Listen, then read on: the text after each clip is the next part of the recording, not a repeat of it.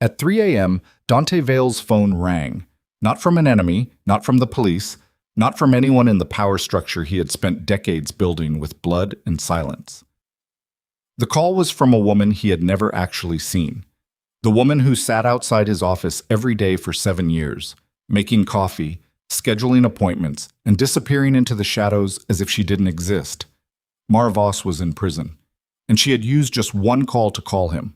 Not a lawyer, not family. It was him. The question wasn't why she called. The question was, did she know something he never suspected? Follow this story to the end. Like and leave a comment about the city you're viewing so I know how far my story has traveled in the world. The rain came down hard that night, the kind of rain that didn't bother announcing itself. It just arrived, cold and indifferent, drowning the city in a gray curtain that turned streetlights into smeared watercolors. Dante Vale was not a man who slept deeply. He hadn't slept deeply since he was 26 years old, since the night his father was carried out of a back alley in the garment district with 3 bullets in his chest and a look of mild surprise frozen on his face. Since then, sleep had been something Dante performed. Horizontal, eyes closed, body still. But his mind never stopped running the numbers, never stopped counting exits, never stopped listening for the sound of footsteps that didn't belong. He was in that particular state of non-sleep when the phone rang. Not the secure line, not the burner, his personal phone, the one whose number fewer than a dozen people in the world possessed. The screen lit up with a number he didn't immediately recognize, a downtown precinct.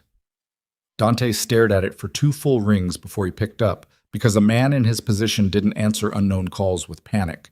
He answered them with silence. "Mr. Vale." The voice on the other end was young, bureaucratic, slightly apologetic in the way that low-level officials get when they realize they're calling someone they probably shouldn't be calling. "I'm sorry to disturb you at this hour. We have a situation. A woman was brought in earlier tonight. She gave us your number as her emergency contact. She's asking for you specifically." Dante sat up in bed. The sheets were expensive, Italian, the kind of thing he'd never have owned if his father hadn't died and left him nothing but a name and a debt to the city's meanest men. "What woman?" "Her name is Mara Voss. I heard you." He was already standing, reaching for his shirt where he'd left it over the back of the chair, because old habits from harder years never really left you. "What are the charges?" A pause. The officer shuffled something on his desk. "Aggravated assault. 1 victim was transported to Mercy General with serious injuries. It was a bar fight, sir. Except it was less of a fight and more of a..." Another pause. "More of a dismantling." Dante stopped buttoning his shirt. Mara Voss had worked for him for 7 years. 7 years of perfect scheduling, silent efficiency, and a face so professionally neutral it could have been carved from pale stone. She was somewhere in her early 50s. He wasn't certain of the exact number because he'd never thought to ask, which now struck him as the kind of negligence that had consequences. She wore practical clothes, dark colors. She kept her gray-streaked hair pulled back so tightly it must have given her headaches, though she'd never mentioned it. She didn't eat lunch at her desk. She didn't gossip with the other administrative staff. She arrived before him every morning and was always still there when he left at night, and he had never, not once in 7 years, thought to wonder what she did in between those 2 facts. He had never imagined her in a bar. He had never imagined her in a fight. He had certainly never imagined the word dismantling being used in her context. "Tell her I'm coming," he said, and hung up. His driver, Nico, was already waiting downstairs by the time Dante came through the lobby. Because that was the arrangement. Because Dante Vale was never without someone watching the perimeter. Never without someone who knew where he was going before he got there. Nico was a compact man in his late 30s with a face like a weathered brick wall, and he had learned long ago not to ask questions when Dante came downstairs at unusual hours wearing an expression that meant the night had gotten complicated. "6th Precinct," Dante said, and got in. The SUV moved through the wet streets in silence. Rain hammered the roof. The city outside the tinted windows looked abandoned. Just pavement and neon and the occasional hunched figure moving fast beneath an umbrella. Dante watched it pass without seeing it. He was doing what he always did when something unexpected happened, which was to build a structure around it before he understood what it was. Catalog the facts. Isolate the variables. Don't react until you know what you're reacting to. Fact: Mara Voss was his secretary. She managed his calendar, his correspondence, the scheduling of meetings that could never officially be admitted to have happened. She knew his real name and his cover name. She knew which calls to put through and which calls to let die in voicemail. She knew the rhythms of his office the way a ship's navigator knows the rhythms of water. Fact: She had been arrested for putting a man in the hospital. Fact: She had used her one phone call to reach him. Not a lawyer. Not anyone in his organization. Him. Variable: why? The precinct was a tired building that smelled like industrial cleaner and old coffee, and the particular specific despair of people who spent their nights processing other people's worst moments. A uniformed officer met Dante at the front desk, took in the quality of his coat, the stillness of his expression, and made an instantaneous calculation about who was standing in front of him. He processed the paperwork with quiet efficiency and didn't ask unnecessary questions, which was the wisest thing he would do all week. Dante was shown to a waiting room. He waited. He didn't have to wait long. The door opened and Mara Voss walked through it, and Dante Vale, who had stood in rooms with men who'd killed dozens of people, who had once sat across a table from a Colombian cartel lieutenant who ate breakfast while describing 3 murders in specific anatomical detail, felt something shift uncomfortably in his chest. She looked like she'd been through a wall. Her jacket was torn at the shoulder, the seam pulled apart with enough force to suggest someone had grabbed it and yanked. There was a bruise forming along her left cheekbone, dark and swollen, that hadn't been there 12 hours ago when she'd handed him a folder of financial projections and told him about his 10 a.m. The knuckles of her right hand were split and crusted with dried blood, and the way she was holding that hand slightly away from her body suggested the damage went deeper than the surface. She was breathing carefully. The kind of breathing a person learns when their ribs are screaming and they don't want anyone to see it. But her face was the thing that stopped him. He had seen 100 versions of the aftermath of violence in his life. He had seen men crying, shaking, vomiting, wild-eyed with adrenaline or shut down with shock. He had seen the particular blank expression of someone who had survived something they weren't sure they were supposed to survive. He knew all the faces that violence made on human beings when it was done with them. Mara Voss's face was none of those things. She looked calm. Not the numb, dissociated calm of someone in shock. Not the performed calm of someone trying to hold themselves together. Just calm. Settled. Like a woman who had done something difficult and found that it was, in the end, exactly as manageable as she had calculated it would be. That calmness, more than the bruises, more than the blood, more than anything he'd heard on the phone, made the hair on Dante Vale's neck stand up. She saw him, stopped, and for one brief moment, so brief he might have imagined it, something flickered behind her gray eyes. Not gratitude, not relief. Something more complicated than either of those things. "Mr. Vale," she said. Her voice was steady. "Thank you for coming." "Sit down," he said. "I'm fine." "You're holding your ribs. Sit down." She sat. Not because he'd told her to. That was clear immediately in the slight straightening of her spine, the controlled way she lowered herself into the chair. She sat because her body required it, and she was a woman who dealt with requirements without drama. Dante sat across from her. For a long moment he just looked at her, this woman who had occupied the outer office of his professional life for 7 years, and tried to reconcile the person in front of him with the person he had filed away in his mind. He couldn't do it. The filing cabinet in his head didn't have a drawer for Mara Voss, beat up and calm at 3 a.m, waiting for him to ask the right question. "Tell me what happened," he said. "I was at Carver's. A bar in the south part of downtown, working class, the kind of place that served beer in bottles and didn't have a menu printed on anything fancier than a laminated sheet. He hadn't known she went there. He hadn't known where she went at all after the office. A man approached me at the bar. He'd been watching me for a while. I noticed him when I came in. And? He knew my name. He knew where I worked. He knew—" A brief pause, so brief it might have been the breath she took to manage the pain in her ribs. "He knew quite a lot about me." Dante went still in the particular way he went still when information arrived that required full processing. Who was he? His name is Rico Cavaro. The name landed in the room like a stone dropped into still water. Dante did not react visibly. He was too trained for that. But internally, something that had been slightly off balance since the phone rang suddenly clicked into a different, worse configuration. Rico Cavaro was the nephew of Salvatore Cavaro, the man who ran the eastern side of the city's shadow economy with methodical brutality and the patience of a man who understood that most wars were won by whoever ran out of money last.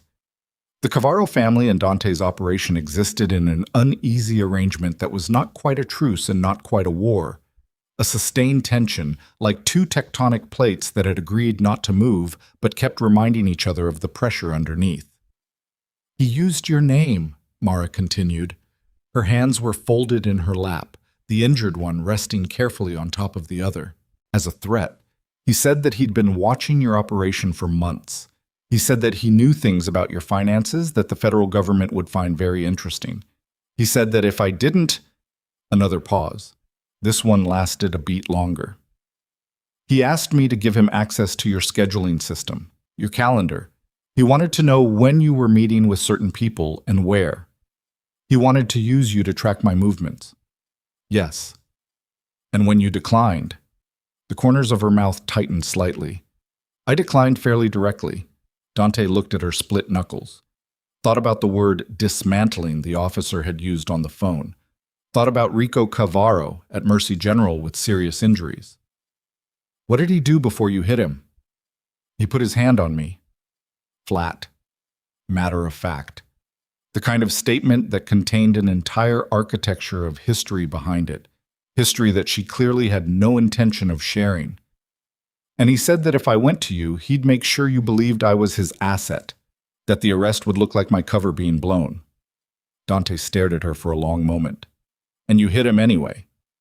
I hit him until he stopped being a problem, she said, with precisely the same tone she used when she told him his 11 o'clock had been rescheduled. And then I called you because the situation needed to be controlled before it became something larger. Dante sat back in his chair. The plastic was hard and uncomfortable, designed to discourage the kind of long conversations that led to complexity. The fluorescent light above them hummed with the particular monotony of institutional electricity. Outside the precinct walls, the rain kept coming. He studied her, really studied her, in a way he realized with some discomfort he had never done before. The structure of her face, careful, private, built for observing rather than being observed. The posture that managed to be entirely contained even through obvious physical pain. The eyes that were watching him now with the same quality of attention she brought to the financial documents he handed her, the same quality of attention that he now understood with a cold clarity, had been turned on far more than his calendar for the last 7 years. How long have you known about the Cavaro situation? He said. Which aspect of it specifically? That was not the answer of a woman who'd been managing his appointments. That was the answer of someone who'd been managing something considerably more complex and who'd gotten comfortable enough, or desperate enough, to stop pretending otherwise. How long? He said again, quieter this time. She met his gaze without flinching. I noticed the first irregularities in the inter-district financial flows about 14 months ago. It took me another 2 months to confirm the pattern. After that, I've been tracking it continuously. 14 months. The number sat in the room between them like a physical object. 14 months of silence. 14 months of watching him run the operation while she was quietly building a picture he'd never given her permission to see, never asked for her to see, never... And this was the part that unsettled him most, ever suspected she was capable of seeing. What kind of irregularities, he said. Cavaro's financial model has a structural flaw, she said, and now something in her voice changed slightly. Not excitement exactly, but the particular shift of a person moving from territory they're performing toward territory they actually inhabit. His legitimate business fronts and his operational accounts run through a series of shell companies registered in 3 different states. He's been doing it for years, and it's clean enough on the surface. But there are inter-account transfers that happen on a recurring schedule. The timing is consistent enough to be automated, which means they're not running manual oversight on them, which means they haven't caught something. Dante's jaw tightened. Caught what? Rico Cavaro has been stealing from his uncle. She said it plainly, the way she said everything. It's been ongoing for at least 18 months. Small amounts from multiple accounts routed through a personal LLC registered in Nevada that Salvatore doesn't know exists. Over 18 months, the total is significant. The room was very quiet. Outside the door, the ordinary machinery of the precinct continued its grinding. Voices, footsteps, the distant sound of someone arguing with a desk sergeant. In here, the only sound was the fluorescent light. Dante said, "How much?" "Approximately 2.3 million. He looked at her. "And you have documentation?" "I have documentation." "Where?" She looked back at him with that gray, steady gaze. "Somewhere safe," she said, "where it's been for several months, in case something like tonight happened." And there it was. That sentence, not the bruises, not the arrest, not even the name Cavaro, was the thing that finally, completely, dismantled the filing cabinet in Dante Vale's head and left him standing in the rubble of the version of Mara Voss he'd carried around for 7 years without examining. She had built a contingency, a dead man's switch, functionally. She had been holding information that could fracture one of the city's most dangerous criminal families, and she had been holding it in silence, alone, for months, and she had never once given him even a flicker of indication that any of this was happening in the outer office while he was in the inner one. He should have been angry. Part of him was. The cold, calculating part that had survived this business by treating information as the most dangerous resource in any environment. That part was running a rapid and deeply uncomfortable audit of everything it thought it knew about the perimeter of his operation. But underneath that, something else was happening that he didn't immediately have a name for. He stood up. "We're leaving." "I'm not sure the paperwork is done." He held the door open. "Nico is outside." She rose from the chair with that careful, controlled movement, the one that managed the pain without advertising it, and walked through the door he held open, and Dante Vale fell into step beside the woman he had vastly underestimated for 7 consecutive years. In the rain, at 3 in the morning, trying to recalculate everything. The SUV was warm. Nico pulled away from the precinct without being told where to go because Dante had already texted him the address.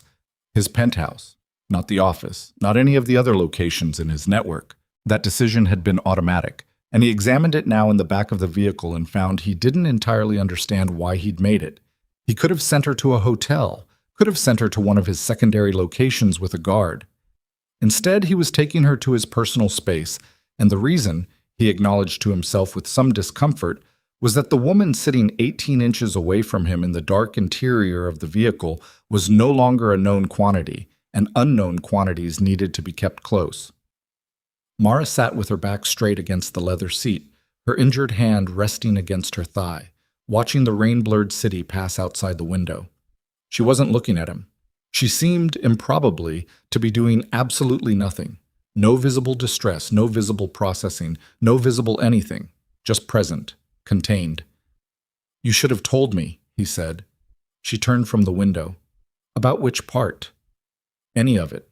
The Cavaro financials. What you'd been tracking." He kept his voice even. This was not the moment for the kind of anger that moved furniture. 7 years, Mara. 7 years and you. And I did my job, she said. Quiet. Direct. No apology in it. The job you gave me, the job I gave you, didn't include building independent intelligence operations. No. A beat. It didn't. He waited. She didn't add anything to that. Then why? He said. She looked out the window again. When she spoke, it was at the glass, not at him, and her voice was the same level, careful thing it always was. But underneath it, there was something he hadn't heard before, not in 7 years. Something that had the texture of a person who had made a very long, very lonely decision and was now, for the first time, allowing someone else to observe the weight of it. Because I'm good at it, she said, and because I've spent my entire career in rooms that didn't know I was capable of what I'm capable of, and I got tired of watching things go wrong that didn't have to go wrong. She paused. And because a man like Salvatore Cavaro, with a thief for a nephew and a financial structure that leaks at the seams, is a slow disaster. And slow disasters have a way of becoming fast ones without anyone understanding the transition point. I wanted to understand the transition point. Dante was quiet for a moment, in case it landed on me. She turned back from the window and looked at him directly. Yes. He let that sit. Outside, the city scrolled by, wet and dark and indifferent. A delivery truck was double parked on a corner. A woman in a bright yellow raincoat walked a small dog with the patient determination of someone meeting an obligation regardless of weather. The ordinary infrastructure of a city that had no idea what moved through its arteries in the dark hours. "You're going to need a doctor," he said finally. "I'm aware. And you're going to tell me everything, all of it. The documentation, the timeline, all of it." She nodded once. "Yes. And then we're going to talk about what comes next." He looked at her, and for the first time the look was direct. Not the absent, administrative gaze of a man glancing at a piece of familiar furniture, but actual attention, the kind he gave to threats and opportunities, and the rare things that turned out to be both at once. "Because what you've just handed me is either the most valuable thing anyone has brought to me in years, or it's a problem I don't yet understand the shape of. Possibly both." "Possibly both," she agreed, without any visible concern about which way it fell. The penthouse occupied the top 2 floors of a building that didn't advertise its address and didn't need to. Nico pulled into the underground garage. The elevator was private. When the doors opened into the foyer, Dante made 2 calls in rapid succession. First to Dr. Ilya Marsh, who had been his family's private physician since his father's time, and who had long since made peace with the particular nature of the medical situations she was occasionally asked to address in non-clinical settings.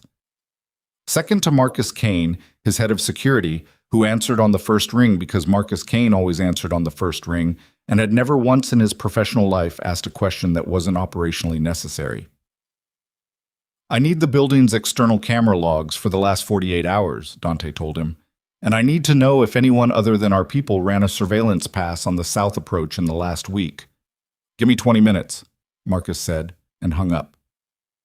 Mara had moved into the living room and was standing at the window, looking out at the city laid below them like a circuit board, all lit lines and dark spaces. The rain streaked the glass. She hadn't sat down.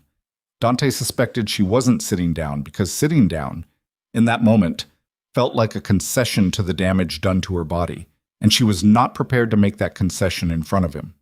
He understood this. It was, he recognized, the same instinct that had kept him standing at more than one meeting when he should have been sitting, when standing was the only way to keep from letting anyone else see that the ground under him was less solid than it looked. He brought her a glass of water. She took it without comment, drank half of it in a way that suggested the thirst had been there for a while.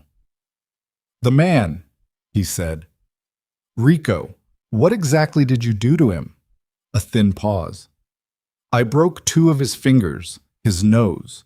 I believe his cheekbone is cracked, possibly a fractured orbital socket.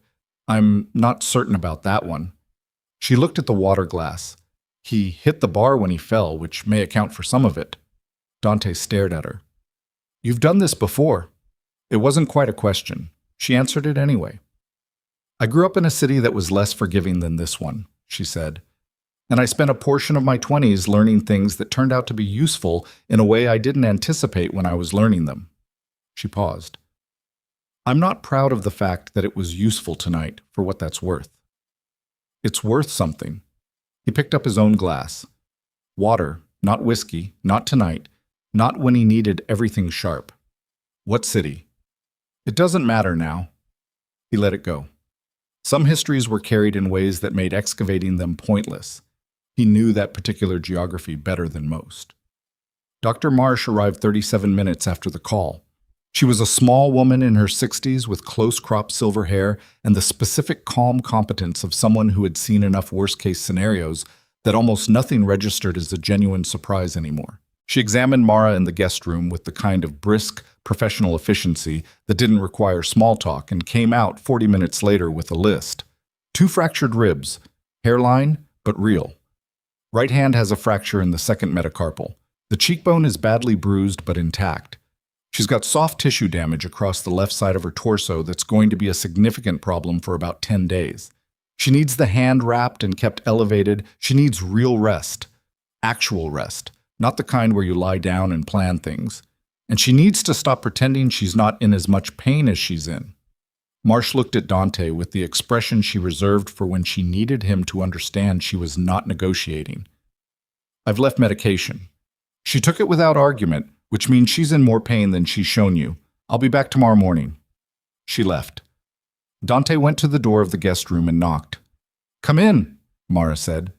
She was sitting on the edge of the bed, the hand wrapped, jacket replaced with a dark shirt that someone, Marsh presumably, had provided from the supply of basics Dante kept in the building for situations that required extended stays. She looked smaller in that room than she had anywhere else he'd seen her tonight. Not diminished. Smaller in the way a thing looks smaller when the context around it changes and you're forced to see its actual dimensions instead of the ones you'd assigned it. "Sleep," he said. "We haven't."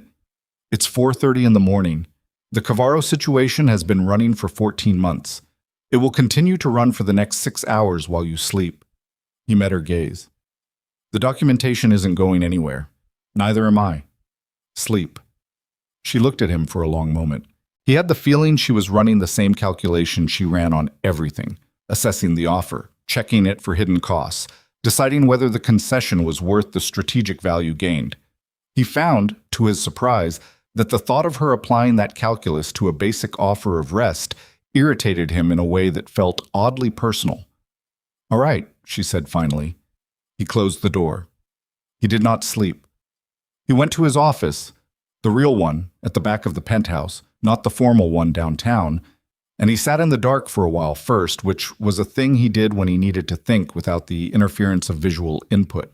His father had taught him that, had told him once that the eyes were liars, and the dark was the only place where a man could trust what he was actually thinking.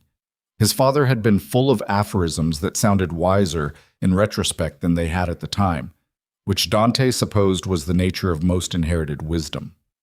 He thought about Rico Cavaro. He thought about Salvatore Cavaro. He thought about $2.3 million in stolen money and a Nevada LLC that the old man didn't know existed. He thought about what that meant, structurally, politically, tactically, and he mapped it against everything he knew about the Eastern Side's operations and the sustained tension that had been quietly pressurizing between his network and theirs for the last 2 years. And then, because he was honest with himself in the dark, in a way he couldn't always afford to be in daylight, he thought about the woman in the guest room and what she represented and what it said about him, about the specific texture of his arrogance, that she had sat 20 feet from him for 7 years and he had never thought to ask what she was actually capable of. Marcus called just after 5 with the camera report. Clean, no surveillance passes in the monitored windows, which either meant they were clean or meant someone sophisticated enough to avoid his cameras, which were not unsophisticated. Neither option was entirely comfortable. What it did mean was that Rico's approach to Mara had been operational, not accidental. Carver's bar was not on any of Dante's usual routes, not connected to any of his primary locations in ways that would make it a natural surveillance point. For Rico to find Mara there, he'd been following her specifically, watching her, which required surveillance over an extended period, which meant the Cavaro family had been running eyes on his operation with enough patience and precision to identify his secretary and decide she was worth cultivating. The anger was quiet when it came, the kind that didn't burn, the kind that calcified, that settled into something hard and structural that would outlast whatever emotional heat the situation might generate in a less disciplined man. Dante Vale had made a career of converting the energy that other men spent on rage into something that accomplished actual objectives. He was still sitting there, working through it, when he heard a sound from down the hall. A chair. Then a quiet movement he recognized as someone up and awake, and moving with the careful stealth of a person trying not to disturb the house. He stood up and went to the kitchen. Mara was there, standing at the counter with a glass of water, her wrapped hand held slightly away from her body, wearing the same dark shirt, looking out the window at the city beginning to lighten at its eastern edge. She heard him come in and turned but didn't startle. He had noted she didn't startle easily. He was filing that, along with everything else. Couldn't sleep, he said. I slept enough. She set the glass down. I wanted to talk to you about the Rico situation before you did anything. He leaned against the counter. What do you think I'm going to do? What men in your position always do when someone from a rival family puts their hands on a woman connected to them. She said it evenly. You're going to retaliate, visibly, in a way that sends a message. And you're here to tell me not to. I'm here to tell you that if you do, you'll turn a fracture into a war. She faced him squarely. The bruise on her cheekbone had darkened through the night into something dramatic, which she appeared to have entirely forgotten about. Salvatore Cavaro doesn't know what his nephew did tonight. He doesn't know what Rico has been building. If you move on any Cavaro asset in the next 48 hours, Salvatore's response is going to be protective. He's going to circle the wagons around his family because that's what he does. That's his instinct. And the moment he does that, the information about Rico's theft becomes harder to weaponize because Salvatore won't be in a position to hear it. He'll be in a position to retaliate. Dante was quiet for a moment. The city was getting lighter, pale gray light beginning to separate the skyline from the sky. So, what are you proposing? I'm proposing that we use what I have, she said. Give the documentation to Salvatore anonymously. Let him discover what his nephew has been doing. Let the Cavaro family handle it internally. You're proposing I let the man whose nephew assaulted my secretary handle the situation himself. I'm proposing you let that man tear his own family apart, she said, instead of giving him an excuse to point the pieces at you. A beat. Rico will be handled. He just won't be handled by you. And Salvatore will owe you nothing, which means he'll suspect nothing. The fracture you didn't create becomes the fracture that solves your problem. The kitchen was quiet. The refrigerator hummed. Outside, a bird made a single, uncertain sound. The first of the morning, not yet sure the night was done.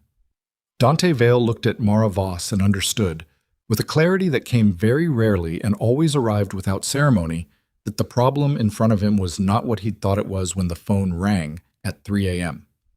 The problem was not the Cavaros. The problem was not Rico. The problem was not even the precarious balance of power on the eastern side. The problem, or the opportunity, because in his experience those two things were generally the same thing, wearing different faces, was the woman standing in his kitchen at 5:30 in the morning with broken ribs and a fractured hand and a plan that was already 3 steps ahead of where he'd gotten on his own. He had been running this operation for 15 years. He had outlasted rivals, prosecutors, 3 federal investigations, and the generational loyalty test that destroyed most families in his position. He had done it with intelligence, patience, and the ruthless ability to identify and use every resource at his disposal. And for 7 years, he had been allowing an extraordinary resource to manage his calendar. He said, "Show me the documentation." She said, "Now?" "Now." She was quiet for a beat. Then she picked up her water glass and said, "I'll need your laptop." And Dante Vale, who had not let another human being near his primary working device in the entire time he'd owned it, went to his office and brought it back without hesitation, and set it on the kitchen counter, and waited while Mara Voss pulled up a VPN he hadn't known she was using, navigated to a cloud drive he hadn't known existed, and began opening files that would, if used correctly, end the Cavaro family's dominance of the eastern side without a single shot being fired. He leaned over her shoulder and read, and kept reading. The light outside continued to grow. He was still reading when Marcus called again at 6 a.m. with a follow-up that changed everything. "Boss?" Marcus's voice had a specific quality Dante had learned to read over the years, a tightening that meant the information coming was not the information anyone wanted. "We just got word from our contact at Mercy General. Rico Cavaro was discharged 3 hours ago. Family came and got him. But that's not the part you need to know." A pause, the kind that preceded bad news delivered by someone who understood that how bad news was delivered mattered. Salvatore Cavaro's car was spotted outside the precinct 2 hours ago. He was there, boss. Which means he knows about the arrest. Which means he knows his nephew went after your woman, and he hasn't called. The silence in the kitchen had weight to it. Mara had stopped typing. "He hasn't called," Dante repeated. "No. And in my experience, when a man like Salvatore Cavaro knows something like this and doesn't make the call he should make, it's because he's already decided the call isn't the approach he wants to take." Dante straightened up from the counter, looked at Mara. She was looking back at him with the same calm, terrible composure she'd walked out of the precinct wearing. And in her eyes, behind the steadiness, he saw something new. Not fear, not panic. Calculation. Already running. The plan she'd built over 14 months had just changed shape. Salvatore already knew. The window for the anonymous leak was closing, or already closed, and the man with the broken Eastern Empire was not making phone calls.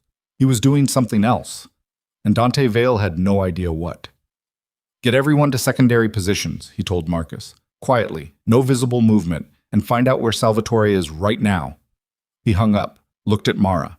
She was already scrolling through the files on the screen with her uninjured hand, pulling up something specific with the focused intensity of a person recalculating a route mid-journey, and Dante felt the particular cold clarity that came to him in moments of genuine danger, the narrowing of focus to a single point. "He knows," Dante said. "Yes." She didn't look up from the screen. "Your plan is still viable." She found what she was looking for and turned the laptop toward him. A financial transfer record. Recent. Dated 3 days ago. "Look at this." He looked. Something in his chest shifted. "This wasn't in the original files," he said. "No." She met his eyes. "Because it happened 3 days ago. And it means the situation is considerably more urgent than I thought when I built the original timeline." She paused. "It also means that what Salvatore is about to discover, if he hasn't already, is going to be much worse than I calculated, which changes our window considerably." Dante stared at the screen, at the number, at what it meant. The rain outside had finally stopped. In its absence, the city was very quiet. And somewhere in that quiet, Salvatore Cavaro was not making phone calls. He was making decisions. The number on the screen was $4.7 million, not 2.3. Not the figure Mara had been tracking for 14 months with the patience of someone who understood that precision was the only real advantage available to a person working alone in the dark. 4.7 million, transferred 3 days ago through a routing sequence so layered and deliberately obscured that a less trained eye would have needed a week to untangle it. Mara had seen it in 40 seconds. Dante leaned over the counter and looked at the screen and said nothing for a long time. The kitchen light was doing that early morning thing where it couldn't decide whether it was competing with the daylight coming through the window or surrendering to it. Both of them looked pale under it. Both of them looked like people who had been awake too long, which they had, and who were absorbing information that required more processing than the current state of their bodies could comfortably provide. "He accelerated," Dante said finally. "Significantly." Mara scrolled to an adjacent file. The original pattern was small withdrawals, regular intervals, carefully timed to fall below threshold review. This transfer broke every rule he'd been following. It's panic money. Someone told him something, or he found out something on his own, and he moved everything he could reach in a single transaction. 3 days ago. 3 days ago. Dante straightened up, rolled his neck once, the kind of movement a man makes when his body is reminding him it has opinions about the night he's put it through. What could he have found out 3 days ago? Mara's hand, the uninjured one, rested flat on the counter beside the laptop. She was thinking, and when she thought her face went very still, not blank but concentrated, the way a lens concentrates light into a single point. He'd seen that look hundreds of times across a desk and never known what it was. He knew now. "One of two things," she said. Either someone in Salvatore's inner circle tipped Rico that the ledgers were being reviewed, which would mean Salvatore already suspected the theft and Rico found out he suspected it, or Rico found out about me. The word landed quietly. Dante looked at her. "About you specifically," he said. "About what I've been doing." She didn't soften it. "If the Cavaro family had eyes on your operation for longer than one surveillance pass, and if whoever they put on it was good enough to connect my role to the financial irregularities I've been pulling," she paused, "then Rico's approach last night wasn't recruitment, it was containment." Dante was quiet for a beat. Outside, a car passed on the street 40 floors below, its sound reaching them attenuated and small. He wasn't trying to turn you. He was trying to find out what you had. And when he found out I wasn't going to tell him, she looked at the screen. He needed to either eliminate me or discredit me. The arrest would have accomplished the second option if it had played out differently. If you'd called a lawyer instead of me. Yes. An arrest on assault charges with a Cavaro as the victim, and Salvatore quietly feeding the narrative that I was a compromised asset. She let the geometry of it complete itself without stating the conclusion. He could see it clearly enough. A secretary with a violent arrest record and suspicious circumstances surrounding her employer. The kind of story that, in the right hands, could be made to look like almost anything. Dante moved away from the counter and went to the window. The city was fully light now, that particular flat early morning light that showed everything without flattering anything. The gray of the streets, the tired faces of the buildings, the infrastructure of a city that had been running too long on too little sleep.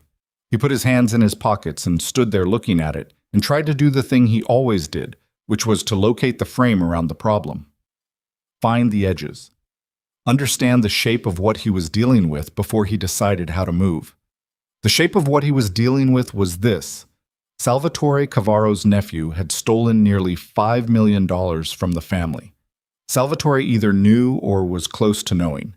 Rico, aware that discovery was approaching, had tried to neutralize the person most likely to have documented evidence. That had failed.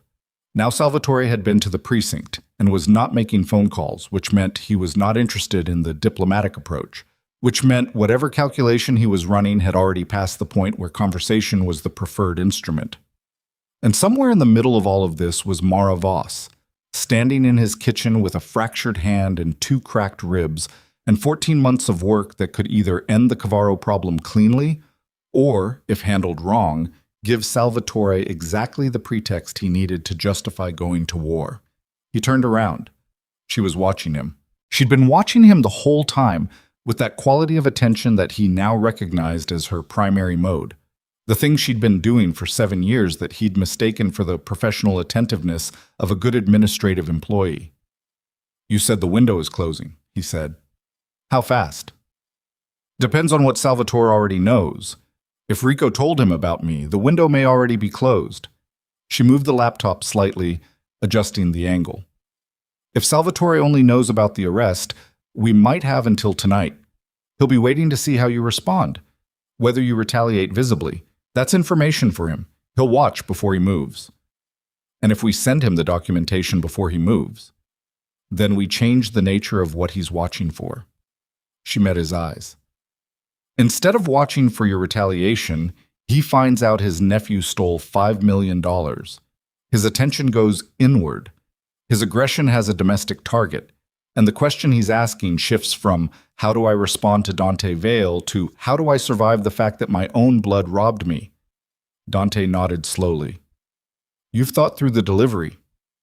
"I've thought through several delivery mechanisms." A pause, just long enough to have weight. "But I need to know something first." He waited. "Why did you come?" she said. "Last night, when the precinct called, you could have sent someone. You could have sent Marcus and let him handle the extraction and the paperwork and brought me to a secure location without being personally present." Her voice was even, clinical, stripped of anything that might be mistaken for an appeal. "Men in your position don't personally collect people from police stations at 3 a.m. The exposure is unnecessary. The risk is unnecessary. So why did you come yourself?" The question sat in the kitchen between them, and Dante understood that she was not asking it out of gratitude or sentiment. She was asking it because she needed to understand his decision-making process, because she was building an operational picture, and the variable of why he'd done what he'd done was one she couldn't calculate without data. He recognized the impulse because it was the same one that drove his own thinking, the inability to tolerate unknown variables in proximity to critical infrastructure. He considered giving her the diplomatic version, the version that framed it as operational necessity, that a personal appearance sent a message, that it was strategic, that it was about controlling the narrative of how his organization responded to a threat against one of its members. He decided against it. "Because you called me," he said, "not the office line, not the emergency contact chain. You had my personal number, which I apparently gave you at some point without thinking about what that meant, and you used it. At 3 a.m, and I wanted to know why before anyone else got to define what it meant that you'd done that." She looked at him for a long moment. Something moved behind her eyes. Something that wasn't quite surprise and wasn't quite its opposite. More like confirmation. Like an equation she'd been running had just come back with the result she'd calculated but hadn't been certain of. "That's an honest answer," she said.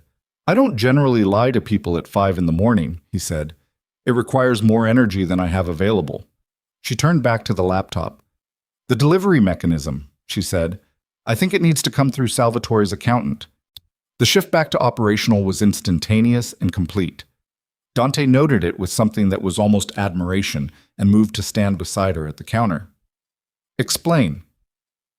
"His accountant is a man named Werner Grahl.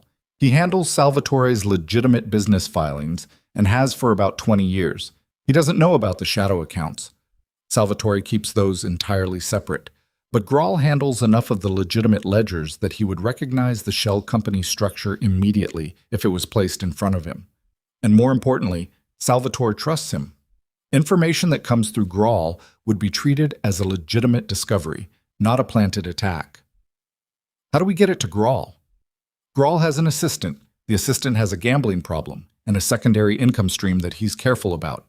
She pulled up another document, a personnel file, quietly constructed, annotated in her compact and precise handwriting. "He's been selling low-level information to various interested parties for about 3 years. Nothing critical. Scheduling, meeting locations, the occasional internal memo. He's essentially a document courier with a cover story." Dante stared at the file. "How long have you known about this?" 8 months. "And you kept it." "I kept everything. No apology in it, no defensiveness. Just the flat statement of a person describing a methodology. Everything that had potential utility, I kept. The assistant is a conduit. We feed him the documentation as a routine financial tip. Anonymous, untraceable, plausibly sourced from someone inside the Cavaro financial structure. He passes it to Grahl because that's what he does. Grahl discovers the theft. Salvatore discovers the theft through Grahl, which means he discovers it through the most trusted channel available to him. And he believes it. He believes it completely. Because it came from inside." Dante was quiet. He reached past her and scrolled through the personnel file, reading the details she'd assembled on Werner Grahl's assistant. A man named Peter Salk, 41, lived in the West Side, owed significant money to people who were not patient about being owed money. A man constructed entirely of pressure points. "The timing," he said. "We need to move before tonight. Before Salvatore finishes whatever calculation he's running." She closed the file. "I can have the package prepared in 2 hours. Delivery to Salk through an intermediary by noon. Grahl has it by end of business. Salvatore has it by tomorrow morning at the latest." Dante straightened up, put both hands flat on the counter and looked at the surface of it. The clean marble, the ordinary domestic reality of a countertop in the early morning. Looked at it until the shape of what he was about to do became clear in his mind, until he could see all the way around it and was satisfied he understood the back of it as well as the front. "Do it," he said. She nodded once and closed the laptop, and the professional transaction of it, the clean, binary quality of the decision being made and executed without ceremony, was so much like every other professional transaction of the last 7 years that it almost obscured the fact that they were sitting in his personal kitchen, having just committed to a strategy that could fracture one of the city's most dangerous criminal families from the inside, using documentation that no one knew she had, and a courier network that no one knew she'd mapped. Almost. Marcus arrived at 7:15. He came up through the private elevator and into the penthouse with the particular controlled urgency of a man who had been running logistics since before dawn and was managing his own tension with the discipline of long practice. He was a big man, Marcus, broad through the shoulders, with a face that looked like it had been designed to communicate nothing and had largely succeeded. He'd been with Dante's family since before Dante took over the operation, which meant he was one of fewer than 5 people in the world who had known Dante Vale both before and after the particular forge that made him what he was. He saw Mara at the kitchen counter and stopped. The stop was brief, a fraction of a second, but Dante saw it. "Ms. Voss," Marcus said. "Marcus." She was scrolling through something on the laptop again, the uninjured hand moving with careful precision. She didn't look up. Marcus looked at Dante. The look was neutral on the surface and not neutral underneath, and both of them knew it, and Dante answered it with a slight tilt of his head that meant not now, which Marcus received and filed without further comment. Salvatore's car was last tracked at his house in Hartwell, Marcus said, moving to stand on the other side of the kitchen island. He arrived there at 5 a.m. and hasn't left. We have 2 people on the perimeter, not close, not visible. He's had 4 phone calls that we know about based on mobile signal activity. We couldn't intercept the content. Who'd he call? 2 of the calls match numbers associated with his captains, Verano and the DeLuca brother. 1 call to an unregistered prepaid, 1 call to what looks like a lawyer's office downtown. The lawyer is defensive posture, Mara said without looking up. He's protecting his own exposure before he moves against Rico. He's already made the decision. Both men looked at her. She looked up now, briefly, and there was something in her expression that was not impatience but was adjacent to it. The expression of a person who has run the calculation and is waiting for the room to catch up. He called his captains and his lawyer in the same window. That's not surveillance preparation, that's sequencing. He's building a legal buffer and then he's going to move operationally. The question is what he has on Rico and when he found it. Marcus looked at Dante. Dante said, "She's been tracking Cavaro's financial structure for 14 months. Treat her red as operational." The silence that followed this statement had texture to it. Marcus was not a man who registered surprises on his face, but something moved in his jaw, a brief tightening, the muscular equivalent of recalibrating. He looked at Mara with a different quality of attention than he'd come in with, less dismissive, more careful. "What do you need from me?" he said to her, not to Dante. She told him. She told him about Peter Salk and the documentation package and the delivery timeline, speaking in the same compact, precise way she spoke about everything. And Marcus listened with the particular quality of attention that experienced operational people give to each other, evaluating the structure of the plan rather than the person delivering it. When she finished, he nodded once. "I have a contact who's used Salk before," he said. "Not for anything this sensitive, but the channel is established." "Use it," Dante said. Marcus pulled out his phone and left the kitchen. The morning moved forward.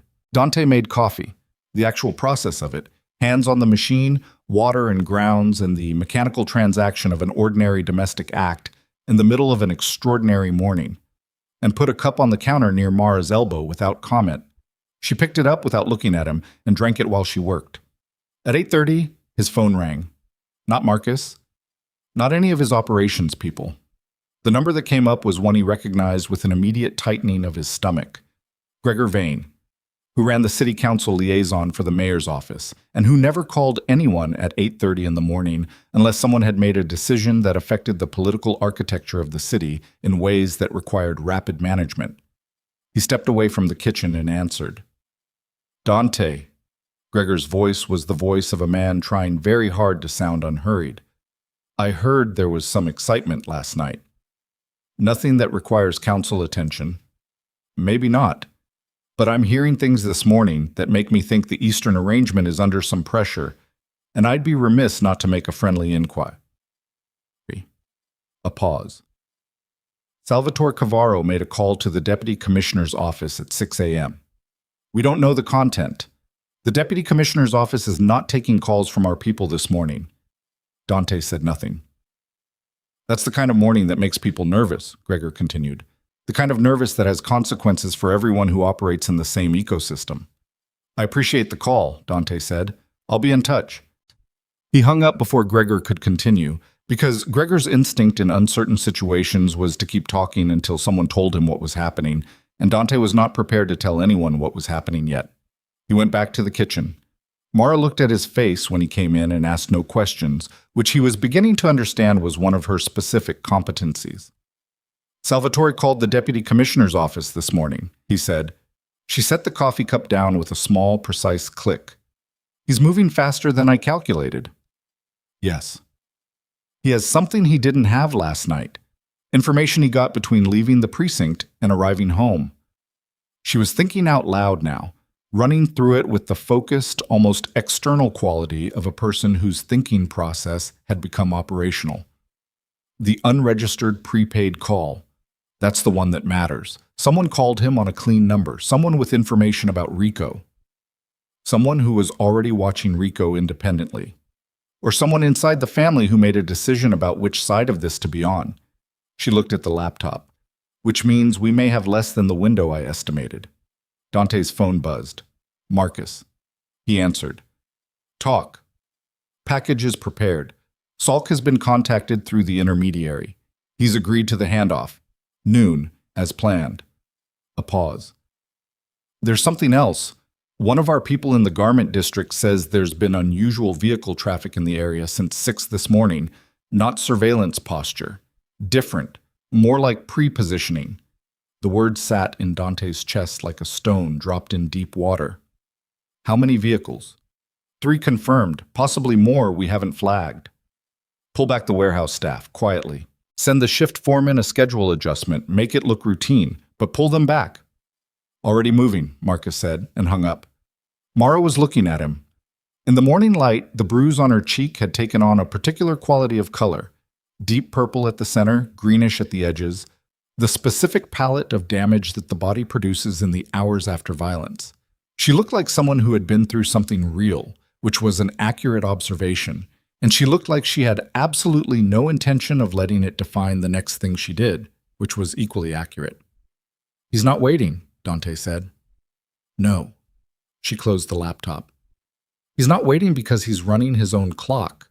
Whatever he found out this morning told him that the window was closing on his ability to manage this internally. He needs to establish dominance before the information about Rico becomes public. The call to the deputy commissioner. He's trying to create a legal instrument, something that lets him move against you under cover of institutional authority. He can't get a warrant in 4 hours. He doesn't need a warrant. He needs a flag, something that creates an official reason to have your operations examined, which creates pressure, which creates the environment he needs to move his own pieces without looking like an aggressor. She looked at him steadily. He's going to claim you moved against his family. He's going to use last night. Last night. The arrest. Rico Cavaro at Mercy General. The story, told from Salvatore's direction, was clean and simple and entirely false. Dante Vale's organization had attacked a member of the Cavaro family. The secretary was the instrument. It didn't matter that she'd been defending herself, that Rico had been the aggressor, that the entire approach at Carver's bar had been an operational move against Dante's own infrastructure.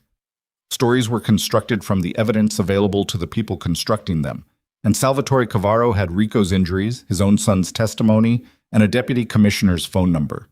The anger that moved through Dante in that moment was not the calcified, productive kind. It was hot and sudden and moved through his chest like something that needed to break something. He pressed it flat, covered it over, put it somewhere internal that he could deal with later when the situation permitted. The noon delivery, he said. Is there a way to accelerate it? Mara was already thinking. We can try for 10. Salk will want a premium for the schedule change. Pay it. She picked up her own phone, a simple device, black, that she handled with the matter-of-fact ease of someone who had been conducting careful communications for a long time, and made a call. 3 words into it, Dante realized she wasn't calling an intermediary. She was calling Salk directly. He stared at her. She met his gaze calmly and continued the call. The conversation lasted 90 seconds. She negotiated a new delivery time, 10:15, with the specific flat-voiced efficiency of someone who had done this kind of transaction before, who understood what a man like Salk needed to hear in order to move his schedule around. She named a figure. He accepted it. She hung up. You have a direct line to him, Dante said. I've had a direct line to most of the relevant people for some time. A pause. That's how intelligence works.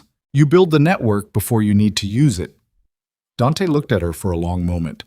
There was something moving in him that was not anger and not exactly admiration, something that didn't have a clean label, but that had been building since the moment she walked out of the precinct in the rain. Something that had to do with the specific discomfort of discovering that your own operation has a dimension you didn't build and didn't control and didn't know about, and that dimension has been protecting you. Marcus is going to have problems with this, he said. I know. He's going to want to know how you built it, what you used, What access you had that shouldn't have been available to you. I know. She didn't look concerned about this, which was either confidence or the absence of the anxiety that most people would feel in that position. He wasn't sure yet which one it was. And he's going to be right to ask, Dante said. You've been running an independent intelligence operation inside my organization for over a year, without authorization, without oversight, using access and resources that I assembled on my own time with my own tools, she said. Quiet, precise, not backing up an inch. I use no organizational resources. No secure databases you didn't give me legitimate access to. No personnel. What I built from public records, financial filings, and the particular advantage of being the person who manages the schedule of a man who doesn't think anyone is watching.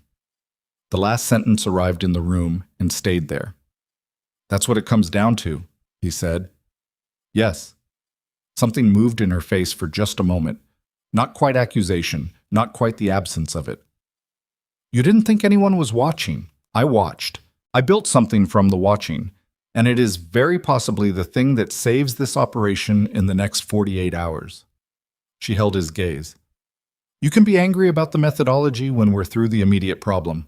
Right now, the methodology is the only leverage you have. He looked at her. She looked back. The kitchen was very quiet. From down the hall came the sound of Marcus on the phone, his voice low and operational, managing the logistics of the warehouse pullback and the Salk delivery simultaneously. Outside, the city was fully awake now, going about its business with the indifferent productivity of a city that didn't know and didn't care about the chess match happening 40 floors above its streets. Dante turned and picked up his coffee cup, drank from it, put it back on the counter, looked out the window.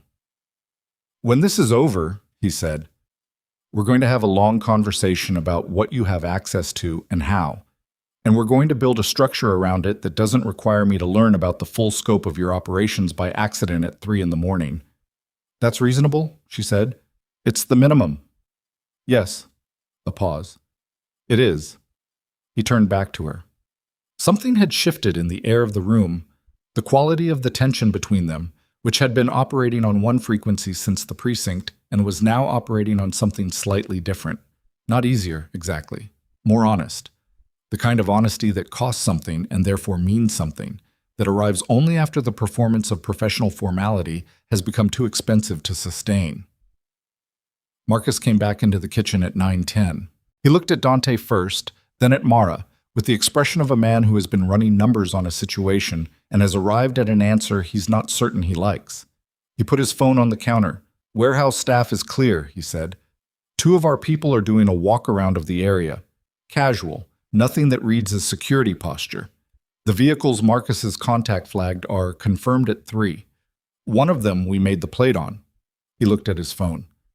It's registered to a logistics company in the Eastern District that we've flagged before as a Cavaro front. Dante said, He's already staged. He was staged before we knew he was moving, Marcus said, which means this started before last night. Last night wasn't the trigger. Last night was... He stopped. Looked at Mara. What was last night? She answered him directly. Last night was Rico panicking. He'd already moved the money 3 days ago because he knew Salvatore was getting close to finding out. He needed to eliminate the documentation before the discovery, which is why he approached me. When that failed, Salvatore found out through whatever channel he was using to track Rico, and now Salvatore is moving on 2 tracks simultaneously, managing the Rico problem internally and using the incident at the bar as a pretext to move against Dante's operation. She paused. Last night was an acceleration. The plan was already in motion. Marcus was quiet for a moment. He was a man who processed difficult information by becoming very still, which was a useful quality in the business they were in. He processed. Then he looked at Dante. How long has she been doing this? He said. Long enough, Dante said. That's not an answer. It's the answer you're getting right now. He picked up his phone from the counter where he'd set it. What I need from you is eyes on Salvatore's house and confirmation when the Salk delivery is complete. Everything else waits. Marcus's jaw tightened slightly. He picked up his phone and went back down the hall, and the quality of his departure, controlled, professional, and containing a very specific kind of suppressed something, told Dante that the conversation that needed to happen between them was going to be necessary and was going to be uncomfortable and was going to have to wait until the immediate situation permitted it. He looked at Mara. She was looking at the place where Marcus had been standing with an expression that acknowledged the problem without performing concern about it. "He's going to be a problem," Dante said. "He's going to be protective of you," she said, "which is his job. I'd be concerned if he wasn't. He's going to feel like I should have known. He's right. Flat. No mitigation. You should have known. I should have told you.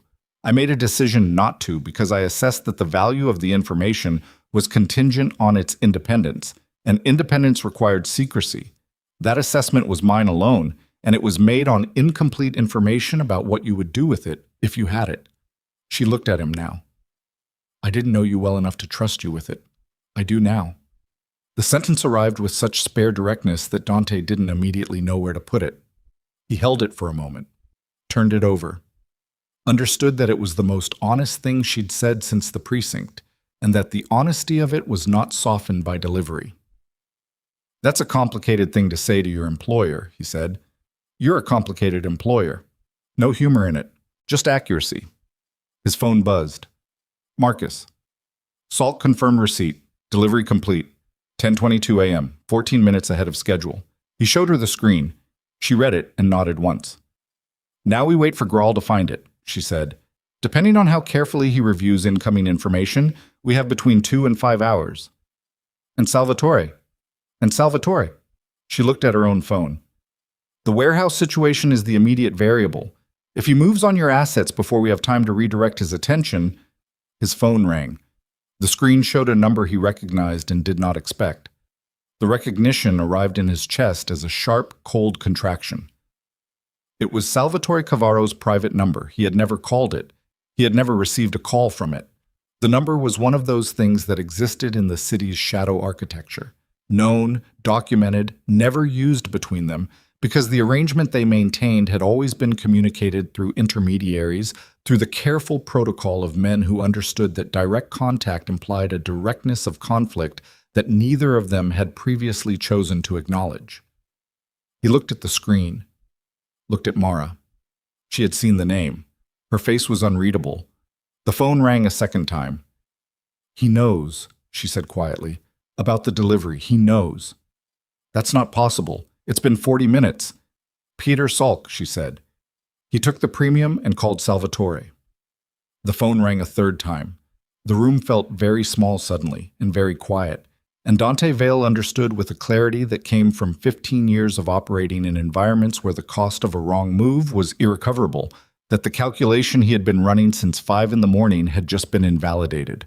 The architecture of the plan, the elegant, clean, internally destructive instrument that Mara had built over 14 months, had just been handed to the target by the weakest link in its own delivery chain. The phone rang a fourth time. "Answer it," Mara said. "I know." "And don't tell him anything he hasn't said first." He answered it. "Mr. Vale." Salvatore Cavaro's voice was the voice of a man in his late 60s who had spent 40 years being the most dangerous presence in any room he occupied. It was unhurried, it was warm, in the particular way that warmth functions as a demonstration of power. "I am comfortable, which means you are in my environment, which means I have chosen to allow this conversation to occur. I think it's time we talked." Dante said nothing. He waited. "My people tell me there was an incident last night involving a member of my family and a member of your staff." The pause before staff was minimal, but deliberate. "These things happen. I'm not a man who holds to the old rigidities, bar fights, disputes. These are human things. I would like to meet and discuss the path forward, as adults." "When?" Dante said. "Tonight, 7 o'clock. The Caldwell Building, neutral ground." A pause. "Come alone, Mr. Vale, no lawyers, no security, just two men who have maintained a respectful distance for a long time, having a conversation they should have had before things got complicated." Dante said, "I'll be there." The line went dead.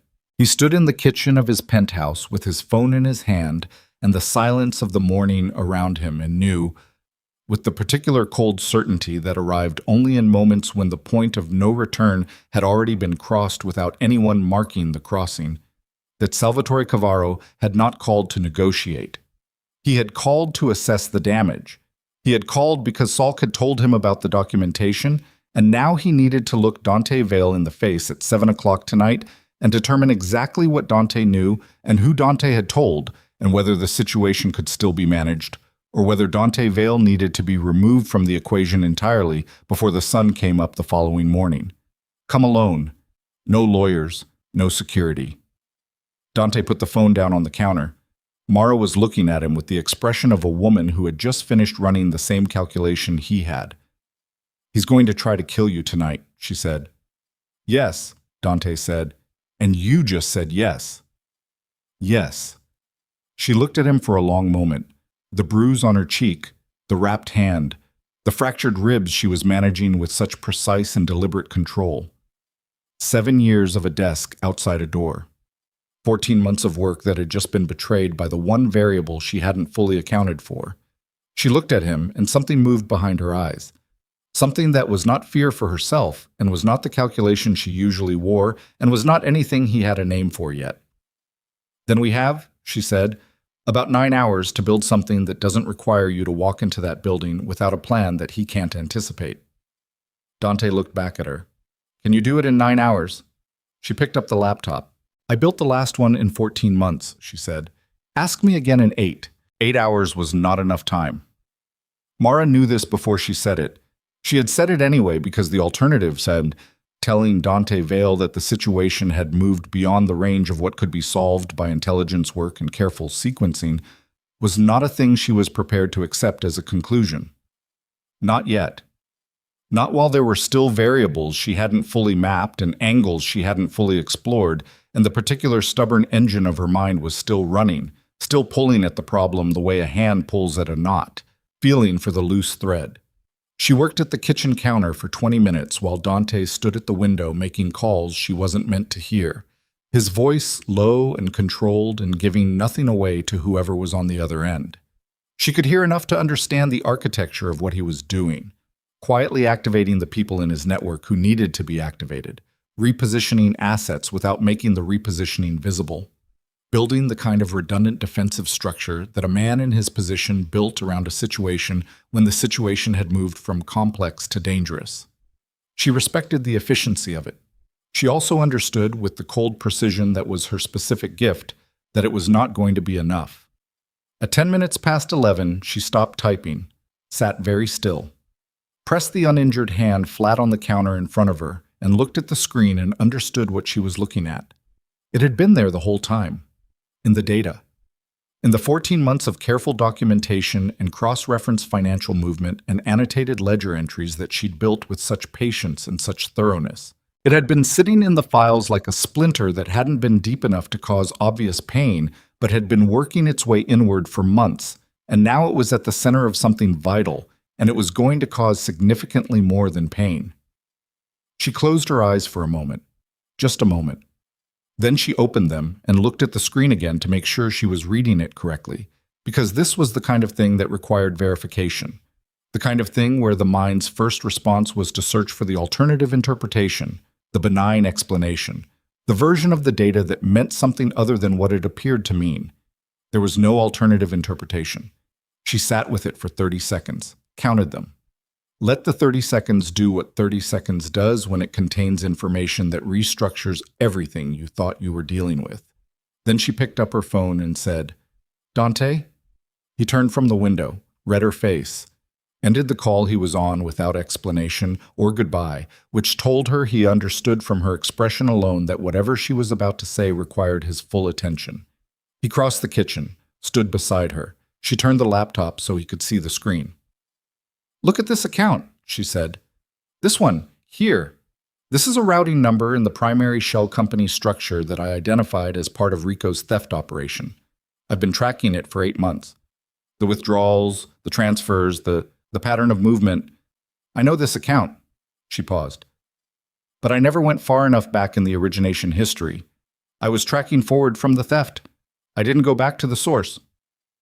"And if you go back," Dante said, His voice was quiet. He was already reading. The origination point of this account is not Rico Cavaro. She put her finger on the screen, on a date 14 years in the past, on a transaction that predated Rico's involvement in his uncle's operation by 7 years. This account was opened by someone else, someone who built the shell structure that Rico later learned to use, someone who has been running a parallel operation through Cavaro's financial network for over a decade. She looked at him. Someone whose routing codes I recognize. Dante's eyes moved across the screen. She watched his face. She had become, over 7 years, very good at reading the small movements of Dante Vale's face, the micro-expressions that passed through his features too quickly for most people to catch, the tightening around the eyes that meant calculation, the slight shift of the jaw that meant he'd arrived at an answer he didn't like. She saw all of those things now in rapid sequence, and then she saw something she had not seen before. She saw him go completely, utterly still. Not the disciplined stillness he deployed deliberately, the other kind, the involuntary kind, the kind that the body produces when the mind receives information so structurally destabilizing that the physical system suspends its ordinary operations while the processing occurs. "That's Marcus's routing code," he said. "Yes." The kitchen was very quiet. Outside the window, the city was doing what cities do at 11 in the morning, going about its business, moving its people and its vehicles and its ordinary commerce through the grid of streets and intersections that constituted its visible life, indifferent to the specific quality of silence that had just descended 40 floors above it. Dante straightened up slowly. The movement was careful in a way that reminded Mara of her own careful movements this morning. The management of something interior that required control to contain. He put both hands on the counter and looked at the surface of it and breathed once, deliberately. "Show me all of it," he said. She showed him all of it. It took 40 minutes. She walked him through the origination documents, the account history, the cross-references she'd found between Marcus's routing codes and the Cavaro shell structure, the payments that had moved through that structure over 11 years with the regularity of a man who had found a functional arrangement and had no reason to change it. 11 years of small, clean, carefully managed transactions. 11 years of information brokering. Because that was what it was, she explained, her voice staying level while she explained it. Information moving from Dante's operation to Salvatore Cavaro's operation through the most trusted conduit available.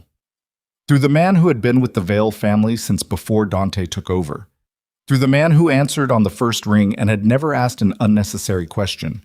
Through Marcus Kane, who was currently 20 feet down the hall managing the logistics of protecting an operation he had been systematically compromising for more than a decade. Dante listened to all of it without interrupting. He asked 3 questions, each one precise and surgical, each one aimed at verifying the most critical structural elements of what she was showing him. She answered each one. The answers confirmed what the data showed. When she finished, Dante walked to the kitchen doorway, stood there for a moment with his back to her. She watched the set of his shoulders, the rigid horizontal line of them, the particular quality of tension that a body produces when it is containing something that wants to become something much larger and louder than the situation permits. He turned around. His face was a thing she had never seen on him before, and would not have known to expect. Not rage, not grief, not the cold competence that was his default mode under pressure. Something older than all of those things. Something that looked like the specific exhaustion of a man who has just discovered that the foundation he built his life on has been hollow for longer than he can calculate. He said, "He was at the precinct last night." Yes, she had thought about this. When you told him to pull the warehouse staff this morning, he was the one managing the positioning of Salvatore's vehicles. He put them there. He's been coordinating with Salvatore's operational team. The vehicles weren't pre-positioning for a strike. They were a containment arrangement, ensuring your people were away from the warehouse before Salvatore's call, so that when Salvatore called and offered the meeting, you wouldn't have operational assets in a position to... She stopped. "To protect me tonight," Dante said flatly. "Yes." He put his hand on the door frame, gripped it. The grip was the only physical expression of what he was managing, and it was enough. The knuckles going pale against the wood, the sustained pressure of it, the visible effort of containing something through a single controlled point of contact. "Where is he now?" Dante said. "Down the hall. On the phone, managing the warehouse situation. A pause. Which he is managing in the direction of having your people away from the assets that matter by 6 o'clock tonight. Dante released the door frame. His hand dropped to his side. He stood in the kitchen doorway for a moment longer, and then he did something Mara had not anticipated. He laughed. A single, brief, humorless sound. The laugh of a man who has arrived at an absurdity so complete it briefly overrides the capacity for any other response. 11 years, he said, at minimum. He stopped, pressed his lips together. The laugh was gone entirely, replaced by something that was quieter and colder and would last considerably longer. How did you find it? I was looking at the origination history because of what you told me about the salt call. When Salvatore answered immediately, I wanted to understand how his intelligence network was structured well enough to receive information that fast. So I went back further in the financial architecture, and I found the routing code that I'd seen before in your organizational records. And I went further back and further. And you found Marcus. I found Marcus. He crossed the kitchen to the counter where his phone sat face down, picked it up, turned it over in his hand, did not look at it. He's been feeding Salvatore my movements, he said. My meetings, my schedule. Your schedule, your financial structure, your security arrangements, the positioning of your people, the names and locations of your network contacts. She paused. It's possible he's the reason 3 federal investigations over the last decade never produced charges. Salvatore would have had an interest in keeping you operational as a source. You're more valuable to him running than shut down. Dante looked at the phone in his hand. He's been protecting me. In the way that a man protects his most productive asset, yes. The specific ugliness of that, the particular architecture of being kept alive by someone who was selling you, of being protected as a commercial investment by the person you trusted most, moved across Dante's face briefly and was then contained with the same deliberate control he'd been applying to everything since the phone rang at 3 a.m. But it moved there. She saw it. He knows about you, Dante said. He knows what you've built. He's known for some time, I think. The question is when he told Salvatore about the documentation. Before or after this morning? Before. She was certain of this now. The salt trap was insurance, not information. Marcus already told Salvatore about what I had. The salt call confirmed the delivery route, not the existence. Salvatore had already known about the documentation before Salt called him. She met Dante's eyes. Which means the call to the precinct this morning wasn't a response to the Salt delivery. It was a response to knowing that the documentation existed and was in your possession. He called to find out how much I knew, Dante said, and to arrange the meeting tonight, yes. And Marcus arranged the operational environment that would make tonight work. Dante set the phone down on the counter with a care that suggested he was managing the impulse to throw it through the window. Empty warehouse district. My people out of position. Me walking into the Caldwell building alone. It's a clean arrangement, she said. Not with admiration. With the flat acknowledgement of a person who understood competent construction when she saw it, regardless of what it was building toward. Dante looked at her. Something passed through his expression that she couldn't immediately categorize, a kind of reckoning that was pointed not at her but inward, at some specific accounting of his own. How long have you known about Marcus? I didn't know about Marcus specifically until 40 minutes ago. But you suspected. A beat. I suspected there was a conduit, someone with consistent, high-level access who'd been operational long enough to have built a stable arrangement with Salvatore. I hadn't identified who. She paused. I should have identified who. I had the financial architecture, I just didn't go back far enough in the origination history. Because you were tracking forward from the theft. Yes. She held his gaze. That's a mistake, mine. I built the analysis around the assumption that Rico was the primary actor and looked for his fingerprints. I didn't look for the infrastructure that predated him. She said it plainly without diminishment. I missed it. The mistake has consequences. He looked at her for a moment without speaking. Then, most people in your position would have spent that admission building toward a larger defense of their overall methodology. Most people in my position haven't fractured 2 ribs and found a traitor in the same 12 hours, she said. I don't have the energy for a larger defense. A pause. Also, the overall methodology has already proven its value. The mistake doesn't erase that. I can hold both things. Dante picked up the phone again. He looked at it with the expression of a man holding a device that now had the specific complication of containing Marcus Kane's number. I have to deal with him, he said. I know. Before 6 o'clock. Before noon, she said. If he realizes the documentation showed you what it showed you, he'll make contact with Salvatore, possibly accelerate the timeline. Dante set the phone down again. He put his hands on the counter and looked at the kitchen, the ordinary domestic reality of it, the coffee maker, the clean marble, the window letting in the flat November light. And she watched him do the thing she'd been watching him do since 3 a.m., which was build a structure around the problem before he moved. Catalog the facts, isolate the variables, understand the shape of the thing before deciding how to hold it. She let him. He was quiet for 2 full minutes. She timed it without appearing to time it. Then he said, "Is there anything else in the files? Anything I haven't seen?" "There may be," she said honestly. "I've been working through it as fast as I can. The origination history opened a layer I hadn't examined, and there are transactions in that layer I haven't fully traced. Work faster. I need access to something I don't currently have." She looked at the laptop. "Marcus manages your secure communications archive. There are encrypted message logs from the last decade that would tell me the scope of what he passed and when. I don't have the decryption key." "I do." He moved around the counter and sat down beside her, close enough that she could feel the warmth of him, the physical reality of a person who had been managing an enormous amount of weight since before dawn, and whose body was carrying that weight in the particular rigid way of someone who had not yet permitted themselves to feel it.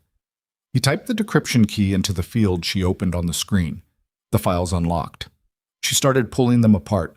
He watched for a moment, then stood and picked up the phone and said, "I'm going to need you in the living room." She understood he wasn't talking to her. She heard him make the call. 3 words. "Come in here." Then nothing. Then, from down the hall, the sound of footsteps she'd heard before. Marcus's specific tread, even and deliberate. The walk of a man who moved through spaces with the confidence of someone who understood which spaces he owned. Marcus came into the kitchen and stopped. He read the room in the way he read all rooms, rapidly, systematically, extracting information from the positioning of people and objects and the specific quality of silence. His eyes moved from Dante to Mara to the laptop screen, and something happened in his face that was very small and very fast, and that she suspected only she caught because she had been watching for it. He recovered immediately. It was an excellent recovery, the kind that required real discipline and real practice, and could only be produced by a man who had spent years performing a particular version of himself without error. The face that came back was the ordinary face, the professional face, the face of the man who answered on the first ring. "You needed something," he said to Dante. Dante sat down on the stool across the kitchen island from Marcus. The positioning was deliberate, the island between them, the distance managed. Mara stayed where she was at the counter, slightly behind Marcus's sightline, the laptop open in front of her. "Tell me about Peter Salk," Dante said. "We discussed Salk," Marcus said. The delivery was a setup," Dante said. Salk called Salvatore before he passed the documents to Graal. How did Salvatore know to offer Salk a better price for the intelligence? A beat. The beat was minimal, but it existed, and Marcus used it to complete a calculation. "Salvatore has been watching your operation for some time. He has people. He has you," Dante said. The kitchen was very quiet. Marcus's face did not move. This was remarkable, Mara thought. Under the circumstances, the absolute stillness of his face was a remarkable performance. She watched it with a specific professional appreciation that was entirely separate from anything she was feeling about the content of the moment, because she was built that way, because she had learned a long time ago that the ability to admire competence and despise its application simultaneously was a necessary survival skill. "That's a significant accusation," Marcus said. "It's not an accusation," Dante said. "It's what I found in the financial records this morning." He didn't look at Mara. Didn't indicate her.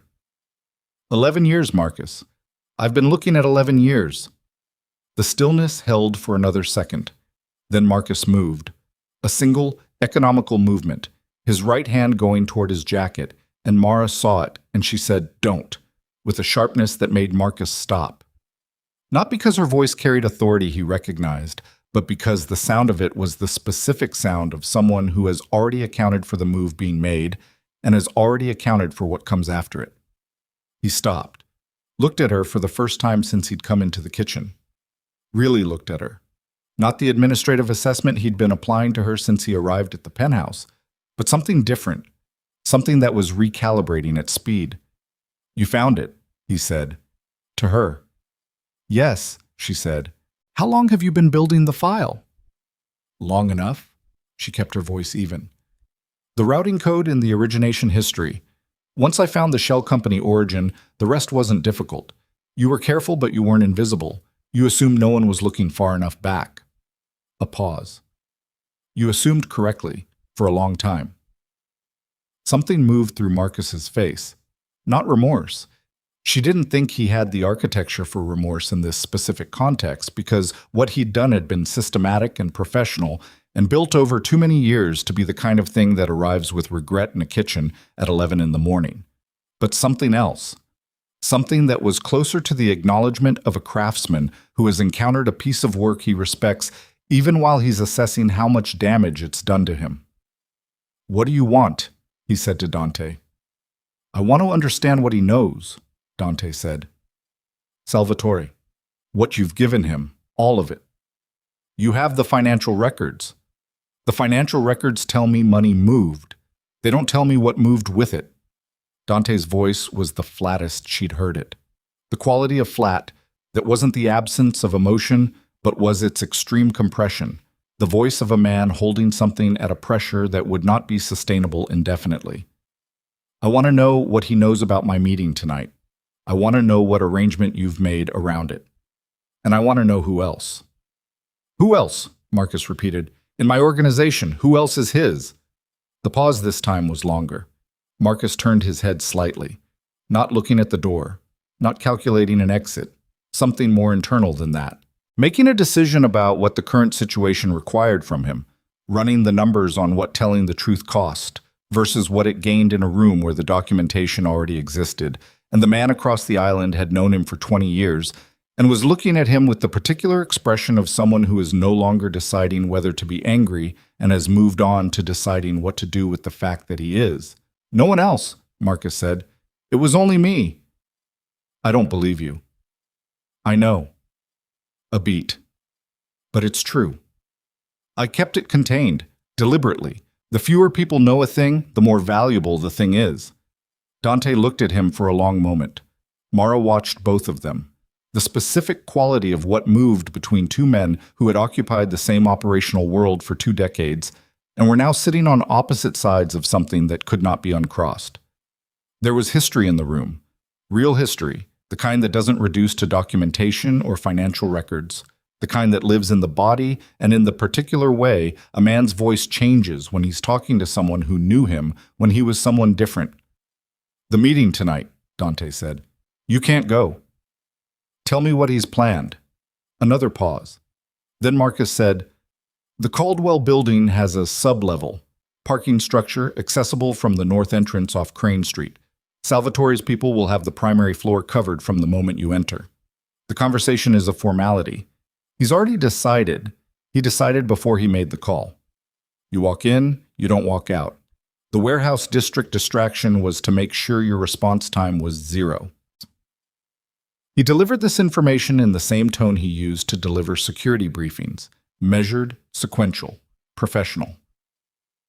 He's been planning a move against your operation for 8 months. He's been waiting for a clean pretext. Last night was the pretext. You gave it to him, Dante said. Last night was going to happen with or without me, Marcus said. Rico was going to make a move eventually. He was escalating. I told Salvatore months ago that Rico was a liability, that his theft was going to destabilize the arrangement. Salvatore didn't listen. Because Salvatore wanted the instability, Mara said.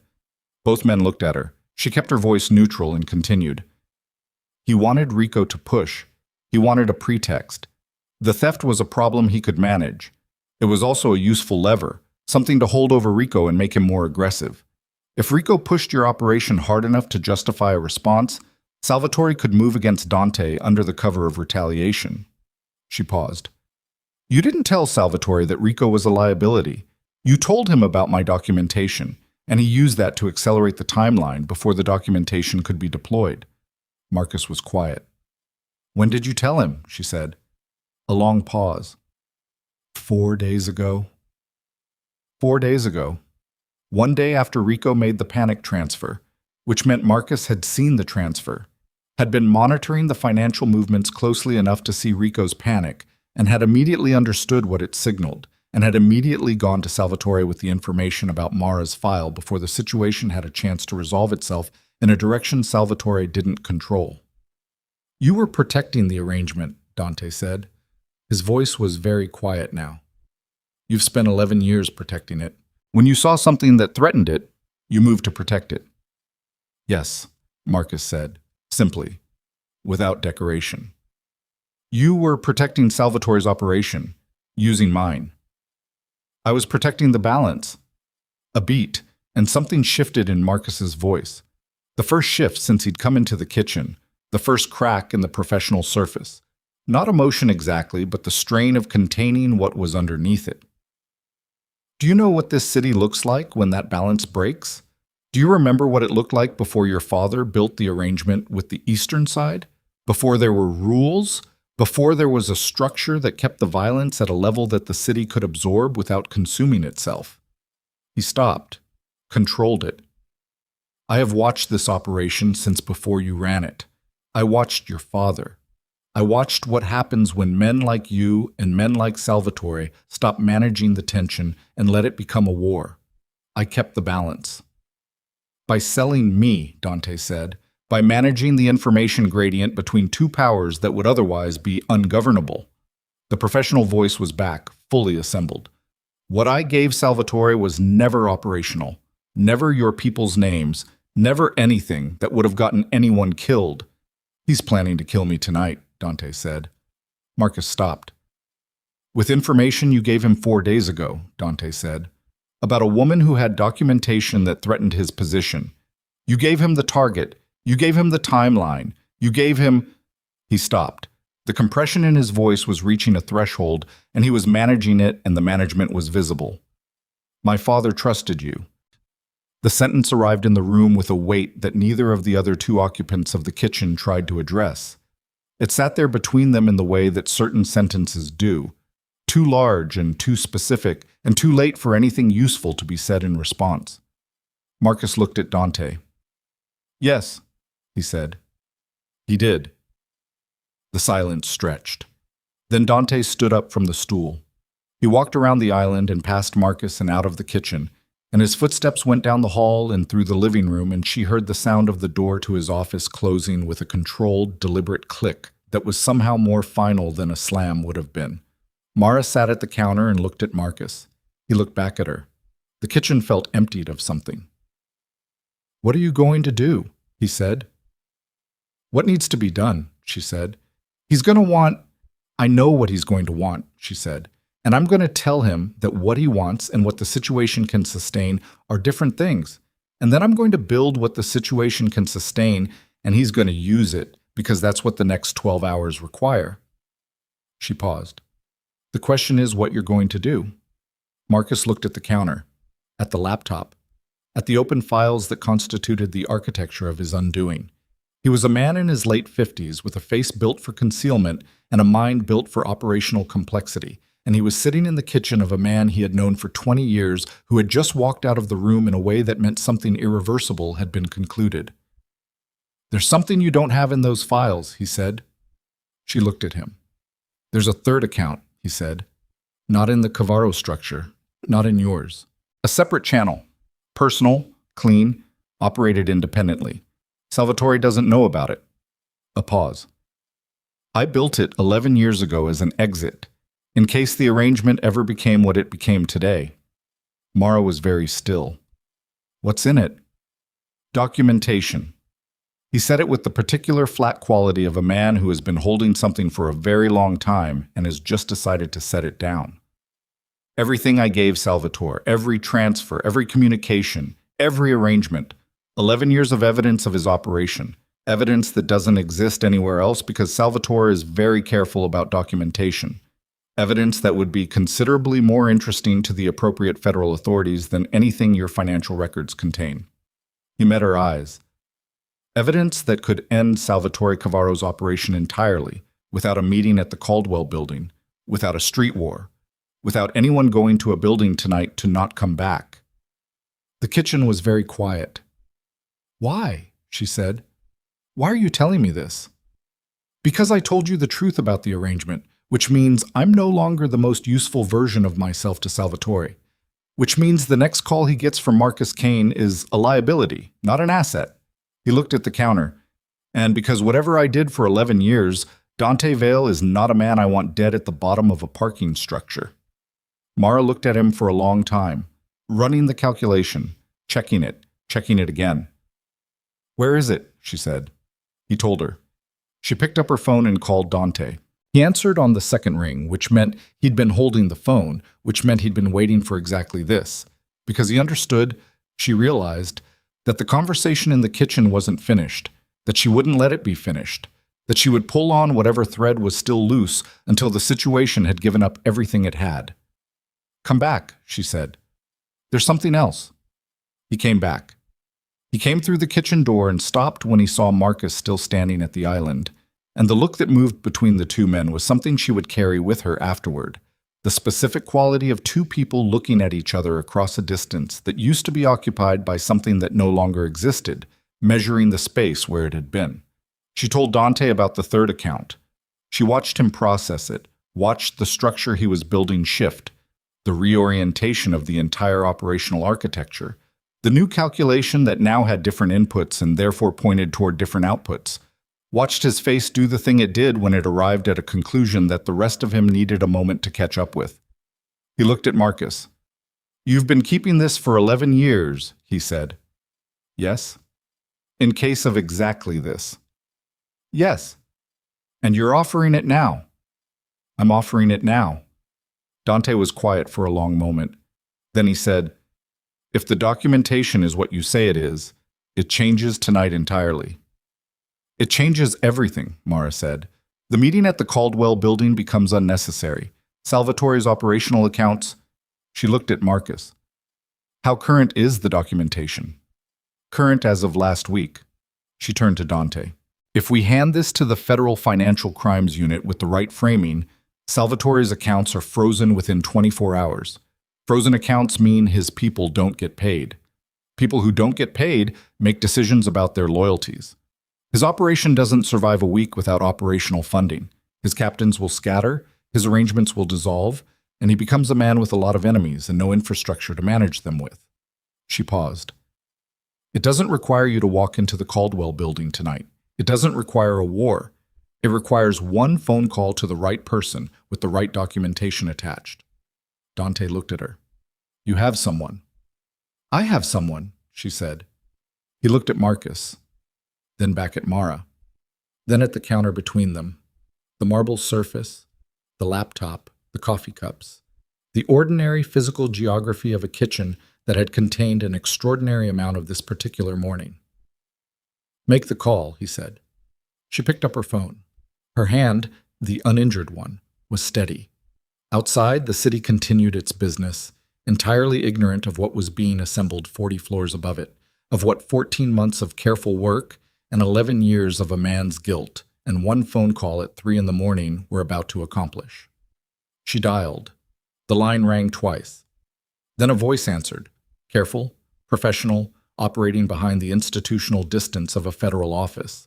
And Mara Voss began to speak in the same quiet, precise way she spoke about everything, laying out the architecture of what she had and what it meant and what it could do. And Dante Vale stood at the window of his kitchen and listened and understood for the first time since the phone rang at 3 a.m. that the woman who had managed his calendar for 7 years had not merely been watching his world from the outside. She had been building the instrument that would remake it. The call lasted 11 minutes. When she hung up, she set the phone on the counter and looked at Dante. He was looking back at her with an expression she couldn't immediately read, Something that was past the exhaustion and past the controlled competence and past the specific grief of the Marcus revelation. Something underneath all of those things that had been there since the precinct and was only now becoming visible in the particular way that things become visible when the pressure around them finally shifts. "They'll need the documentation in 3 hours," she said. "If we can get it to them clean and packaged, they move tonight." "And the meeting?"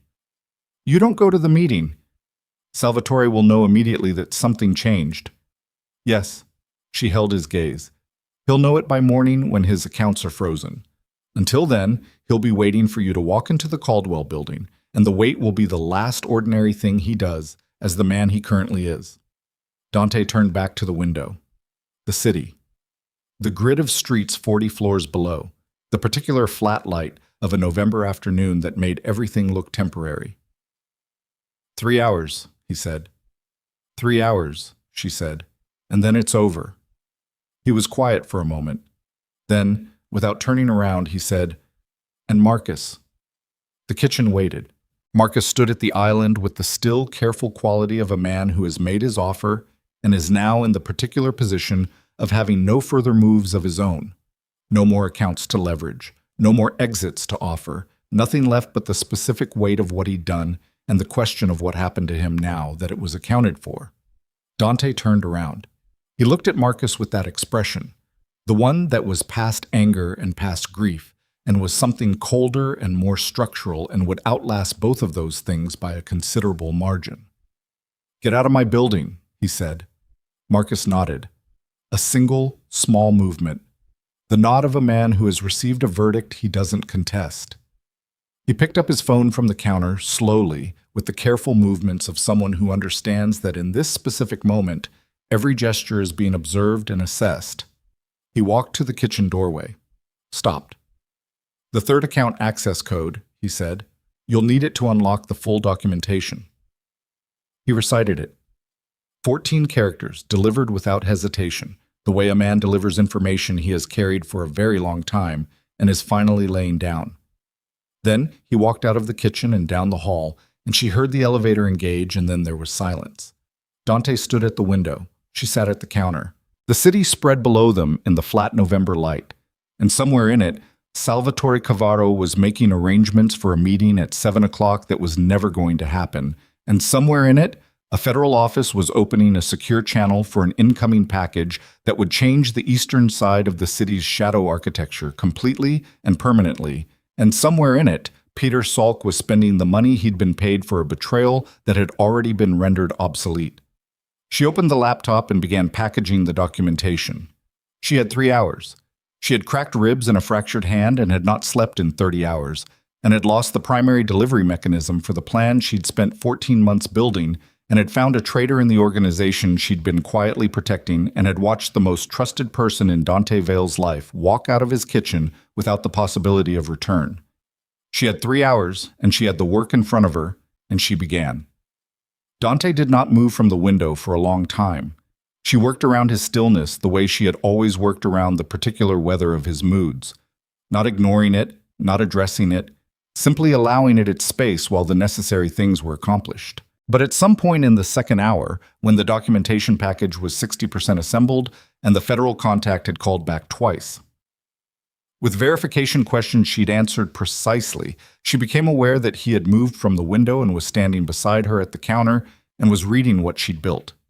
And she became aware, in the specific way that awareness arrives when you are not looking directly at the thing you're aware of, that what was moving through him in that moment was not anger and not grief and not the operational calculus that she understood and respected. It was something she did not have a category for. Something she was not entirely prepared to have a category for. At 30 hours without sleep with 2 cracked ribs and 3 hours to prevent a war, and the particular rawness of a day that had stripped every professional surface off every relationship in the room. He put his hand on the counter beside hers. Not on hers. Beside it. 2 inches of space between them. She kept typing. "When this is done," he said quietly, "I need you to understand something." She waited. "The desk outside the office," he said. "It's going to be empty after today." She stopped typing, looked at the screen, did not look at him. Because you're moving me to a hotel, she said. Given the exposure. Because you're moving into the office, he said. The real one. With the real books. And the real decisions. A pause. The kind that contained more than the words around it. If you want that. She sat very still. The laptop fan hummed quietly. Outside, the city continued its business. She thought about 7 years of a desk outside a door. About 14 months of building something alone in the dark, because she hadn't known whether the man in the inner office was the kind of man who could be trusted with what she'd built. About the particular loneliness of being competent in a world that had assigned you a smaller category than your competence required. She thought about a phone call at 3 a.m. and a man who had come himself, in the rain, at 3 in the morning, because he needed to know why she'd called before anyone else got to define what it meant. Yes, she said. She went back to typing. He stayed beside her at the counter, reading, and the space between their hands remained exactly what it was. 2 inches of the particular charged distance between people who are deciding what they are to each other in real time, in the middle of something that required all of their attention and would have to be revisited when the immediate crisis allowed. And outside, the November light continued to flatten, and the city continued to move, and 3 hours continued to count down toward the moment when everything that had been building since the phone rang at 3 a.m. would either hold together or come apart. The documentation package was complete at 2:47 in the afternoon. She sent it. And then she sat back in the chair and pressed the palm of her good hand against her ribs and breathed carefully and waited. And Dante Vale stood beside her and also waited. And the city 40 floors below them went about its ordinary business, ignorant of the fact that it was about to be fundamentally and permanently changed by 14 months of work and one woman who had finally decided the door needed to be opened. Her phone rang. The federal contact. She answered. "We have it," the voice said. "We're moving tonight." She lowered the phone, looked at the window. The light was going now, the November afternoon collapsing toward evening in the specific way that short days collapse. Quickly, without ceremony, the light simply deciding it was done and withdrawing. At 7 o'clock, the Caldwell building would be waiting. Salvatore Cavaro would be waiting. And somewhere between now and that hour, the ground under his empire was going to open up, quietly, legally, irrevocably. And there would be nothing left of it by morning but the memory of how solid it had looked from the outside. She set the phone down. Dante looked at her. "It's done." "It started," she said. "Done is tomorrow morning." He looked at the window, at the darkening sky over the city, at the particular quality of evening light that made the grid of streets below look like something ancient and indifferent and permanent. "Go rest," he said. "I'm fine." Mara. He said her name with the specific quality it had never had before in 7 years. Not professional, not administrative, something undecorated and direct that had to do with the actual person in the room rather than the function she occupied in his operational life. "Go rest. I'll watch the phone." She looked at him. He looked back. She got up and went to the guest room and lay down on the bed without removing her shoes, and the cracked ribs made the process of lying down a slow and careful operation. And when she was finally horizontal, she stared at the ceiling and listened to the sound of Dante's footsteps moving through the apartment and the city sounds coming faintly through the insulated glass and the particular silence of a building that was holding its breath. She did not sleep, but she rested. And at 11:43 that night, her phone buzzed with a single message from the federal contact. "Accounts frozen. Moving on primary assets. Thank you for the package." She stared at the ceiling for another moment. Then she closed her eyes. In the living room, she heard Dante's phone buzz. Then silence. Then, after a long moment, the sound of him setting the phone down with that same careful, deliberate click. And then nothing. The city outside was dark and wet. It had started raining again, the way it had been raining when this began, the way it would be raining long after both of them were finished with whatever they were building in the ruins of this particular night. The rain didn't care. The city didn't care. The empire being dismantled 40 floors below in the shadow architecture of the Eastern District didn't care either. Empires didn't mourn themselves. But in the guest room of a penthouse at 11:43 at night, a woman who had spent 7 years invisible pressed her hand gently against her cracked ribs and breathed, and felt the particular quality of something that was not relief and was not victory, but was somewhere between the two. The feeling of a long, patient, solitary thing finally being allowed to be what it was. The door was open, and she was already through it. The rain came back harder at midnight, not the gray, persistent drizzle that had soaked the city since 3 a.m. This was something with intent behind it, heavy and driven, hammering the penthouse windows with the specific urgency of weather that has decided to make a point. Dante stood at the living room window and watched it come down and felt the particular quality of waiting that was not passive, the waiting of a man who has deployed every piece he has and is now in the interval between action and consequence, the interval that can't be shortened or managed, that simply has to be endured. His phone had been quiet for 47 minutes since the federal contact's confirmation. 47 minutes of the rain and the city lights smearing through the wet glass and the particular silence of the penthouse, which now had a different quality to it than it had yesterday. The silence of a place where something had been resolved and something else had not yet declared itself. He checked his watch. 12:19. The Caldwell building had been waiting since 7. Salvatore's people had been positioned there for 5 hours, in a building that no one was coming to, watching a door that no one was going to walk through. He thought about that, about the specific quality of the realization that would have moved through Salvatore's organization somewhere around 9 o'clock, when the calculation shifted from he's late to he's not coming, and what that realization would have done to a man like Salvatore Cavaro, who had spent 40 years being the person whose plans other people failed to anticipate. His phone rang. Not the federal contact, not any of the numbers he'd been monitoring. A number he'd never seen before, prepaid, unregistered, the kind of number that existed for a single conversation and would be dead by morning. He answered it. "You didn't come." Salvatore Cavaro's voice, and this time the warmth was gone entirely. What was underneath it was something that had the quality of old iron, heavy, cold, not heated by anger but by the particular zero temperature of a man whose patience had been exhausted and who had moved into a register beyond it. "I waited." "I know," Dante said. "I had a very specific evening planned." "I know that too." A pause. The rain hammered the glass. "You found out something."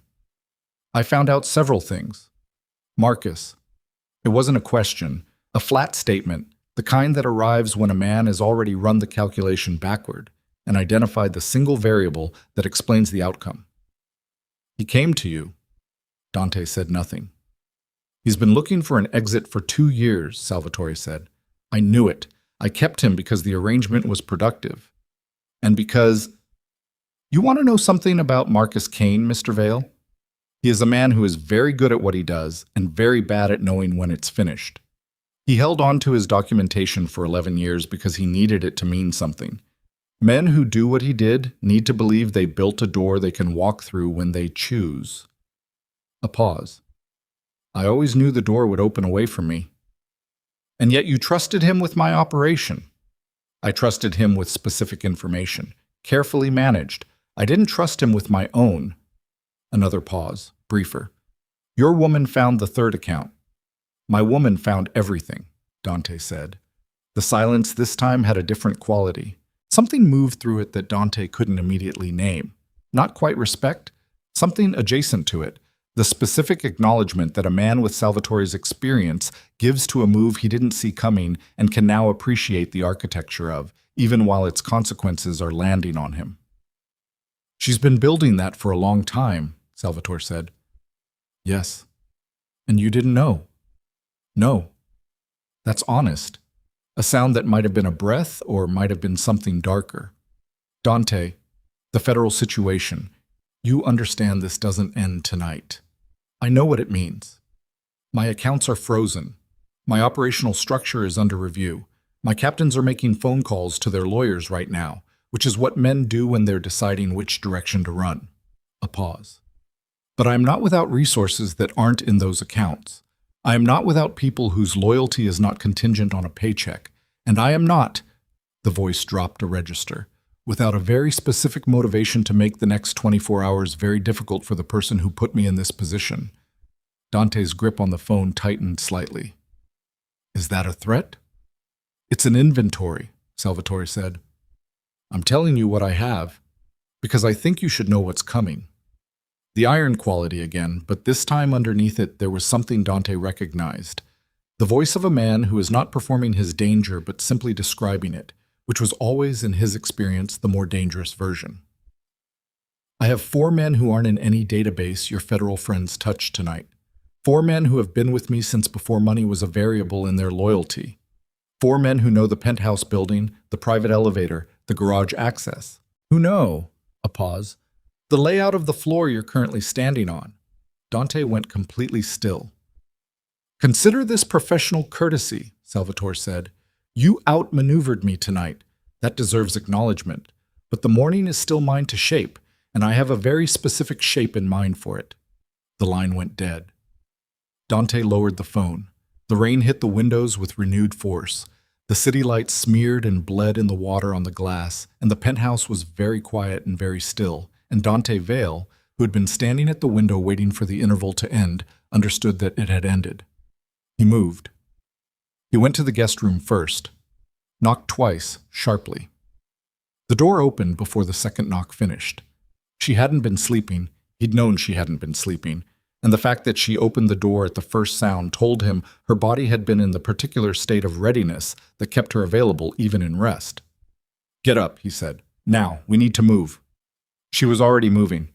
She'd been lying on the bed fully clothed, shoes on, the laptop closed beside her, which told him everything he needed to know about how she'd spent the last hour. She came off the bed with the controlled, careful movement that managed the ribs, picked up the laptop in her good hand, and followed him into the hallway in the same motion. Salvatore called, he said, walking toward the office. He has 4 men, off book, not in the federal net. He knows the building, the floor layout. When? He didn't say, which means now or within the hour. How do they get in? Garage access. He specifically mentioned the private elevator. Dante went to the office, to the desk, opened the lower right drawer and pulled out the weight that lived there, a compact handgun, loaded, 17 rounds in the magazine, 2 additional magazines taped to the inside of the drawer in the particular paranoid preparedness of a man who had lived long enough to know that unreadiness was a choice. He checked the chamber. Moved. There's a secondary exit, he said. Maintenance stairwell, north side of the building. Service access, separate elevator bank. It doesn't show in the building schematic that's available to outside parties. He looked at her. We take that. And go where? Secondary location. East side, registered to a shell identity that Marcus didn't know about. He paused. One of the 3 things I kept entirely to myself. For this. She held the laptop against her chest and followed him through the living room toward the hallway that led to the service areas. He was moving fast. Not running, but the compact, purposeful movement of a man covering ground efficiently, every step placed with the unconscious precision of someone who has navigated dangerous environments long enough that the body does the geometry before the mind asks for it. They were 15 feet from the service corridor door when the power went out. Not a partial outage. Total. The penthouse went black in a single instant. Not the gradual dimming of a power fade, but the hard cut of a deliberate action. And in that specific quality of darkness, Dante understood that the 4 men were not coming. They were already here. He grabbed Mara's arm. Not roughly. The controlled grip of someone establishing a physical connection in zero visibility. He could feel the tension in her arm, the specific quality of a body that had gone into alert without going into panic, and he registered it as useful information about her particular competence in situations like this one. Don't move, he said, barely audible. Stay with me. He didn't move immediately either. He stood in the darkness and listened. The rain on the windows, the hum of the city 40 floors below. And underneath both of those, a sound. Faint, deliberate. The sound of a door being managed carefully by people who understood that careful was the operative mode when the target didn't know where you were yet. The service corridor. They'd come through the service entrance, not the garage. The garage mention had been misdirection. Salvatore on the phone, warm and measured and describing exactly the wrong entry point while his people used the other one. Dante changed direction. Back through the living room, moving by feel and by the weak ambient light that came through the rain-blurred windows from the city below. Just enough to separate shapes from darkness, furniture from floor. the geography of a space he knew intimately reduced to its essential navigational elements. He pulled Mara with him toward the northeast corner of the living room, where the built-in shelving unit stood against the wall, and reached behind the third shelf from the top and found the switch he'd had installed 6 years ago by a contractor whose discretion he'd paid a considerable premium for. He pressed it. A section of the shelving swung inward, 8 inches of clearance into a maintenance passage that ran along the building's northeast structural wall. He didn't say anything. He pressed on her shoulder, and she went through. He followed and pulled the shelving closed behind them. The maintenance passage was barely wide enough for one person, and black, and smelled like electrical conduit and insulation, and the particular trapped air of a space that wasn't meant for human occupation. He could feel the wall on both sides of him if he extended his arms, which he didn't, because the passage required both hands for navigation, finding the conduits, the junction points, the turns that he'd memorized and never thought he'd actually use until this particular night. He moved slowly. Her breathing was audible ahead of him, controlled, measured, the breathing of someone managing pain and fear simultaneously through the same mechanism. He focused on it. It was information. It told him she was upright and moving and intact. 30 seconds into the passage, they heard it. Through the wall. The sound of movement in the penthouse. Multiple sets of footsteps, spread out, systematic, professional. The sound of people clearing rooms in the specific pattern of people who know what they're looking for and know the layout well enough to search it efficiently. 4 men who knew the floor. Marcus had given them the floor plan. The thought arrived and was immediately compressed and stored somewhere that could be dealt with later, because the maintenance passage required full attention, and full attention was what it was going to get. Dante moved forward by feel and memory, one hand on the left wall, counting junction points in his head. 3 to the turn right, 4 more to the ladder down 2 levels, service door. He counted. 1 junction, 2. The passage felt smaller in the dark than it did in the light, which was a trick of the mind that he had cataloged and was therefore not going to permit to become a variable in his decision-making. 3. He turned right. Behind them, through the wall, he heard a voice. Brief, clipped, the single-syllable communication of people working a pattern. He couldn't make out words. He focused forward. The ladder was cold aluminum rungs set into the concrete wall, and descending it in the dark with a handgun in his right hand, and a woman behind him with a fractured hand and cracked ribs, was a specific kind of logistical problem that he solved by going first and slow and talking her through it in a voice that was barely a breath. Rung, wider here, step left at the bottom. She descended without incident. He heard the small, controlled exhalation when she reached the bottom, the sound of the ribs protesting the motion and being refused permission to matter. You okay? He said. Moving, she said. Which was not the same as okay, but was what the situation required. The service door was a fire exit, alarmed, which was a problem he'd also prepared for. A small device attached to the alarm circuit that would suppress the signal for 40 seconds before failing and triggering the alert. 40 seconds was enough. He attached the device, pushed the door open, and they were in a concrete stairwell that smelled like a different city than the one upstairs. Raw and cold and industrial, with the rain audible through the structure. Down 3 flights, service level, loading dock. He pushed through the exit. The rain hit them immediately. Cold, hard, personal, the kind of rain that makes no distinction between the prepared and the unprepared. The loading dock was empty. One delivery truck parked at the far end, overnight, the cab dark. Dante moved toward it without hesitating, checking his phone, which had a faint charge left, enough for a single call, and dialed the number he'd carried for exactly this circumstance. It rang 3 times. Where? The voice said. Loading dock, north side. 2 people. I need the east secondary. 10 minutes. 5. A pause. 8. He pocketed the phone, stood in the rain beside the truck with Mara, and tried to breathe through the specific quality of the last 4 minutes, which had the compressed unreality of events that moved too fast for the nervous system to fully process in real time. His heart was running faster than he usually permitted it to run, which was information he acknowledged and was currently choosing to ignore. Mara was standing with her back against the truck, the laptop held under her good arm against her body, the rain soaking her dark shirt in dark patches.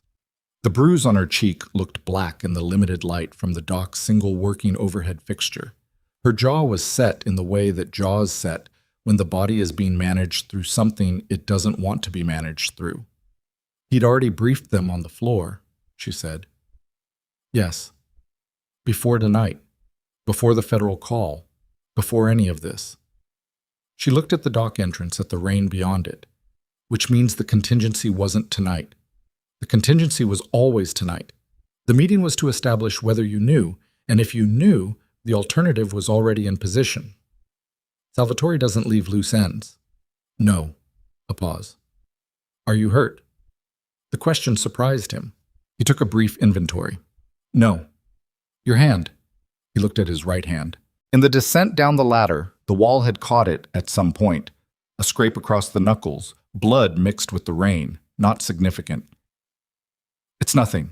She looked at it for a moment with the specific quality of someone cataloging information, then looked away. The rain fell between them, and on the empty dock, and on the city beyond it, with absolute democratic indifference. The 4 men, she said, when they find the penthouse empty. They call Salvatore. And Salvatore knows you got out. Yes. Which changes his calculus. Everything changes when the primary plan fails, Dante said. He'll tighten. Pull back to his most reliable assets. The captains who are currently on the phone with their lawyers are going to be making a different kind of decision in the next hour. Whether the man they've worked for is worth the exposure, or whether this is the moment to cut. Some of them will cut. The ones who don't, he stopped. The ones who don't are the ones we need to worry about, she said. Yes. The car arrived in 6 minutes. Not a sleek vehicle, a plain, dark sedan that moved through the loading dock approach, like a car that didn't want to be noticed and largely succeeded. The driver was a man Dante knew only by a name that wasn't his name, which was the arrangement they'd maintained for 4 years, and the man looked at Mara with the specific expressionless quality of someone who had been hired precisely for their ability to not register surprises as surprises. They got in. The car moved. Dante sat in the back and tried to think. The specific difficulty of the next phase was this. The federal action had been the clean solution. The elegant, bloodless dismantling that Mara had built from 14 months of patient work.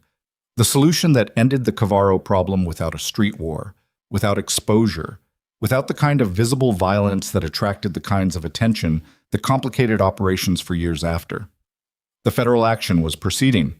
Salvatore's accounts were frozen. His operational structure was compromised. The institutional collapse she'd designed and was underway.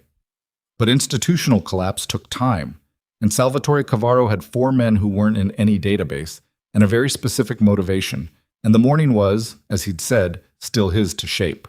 The secondary location was in the Eastern District, a building that didn't appear in any record connected to Dante Vale's name, registered under a corporate identity that had never touched any of his other operations, maintained for exactly this kind of emergency in exactly the way that a man who has survived 15 years in a dangerous business maintains things, quietly, independently, without telling anyone, including the people he trusted most, including Marcus.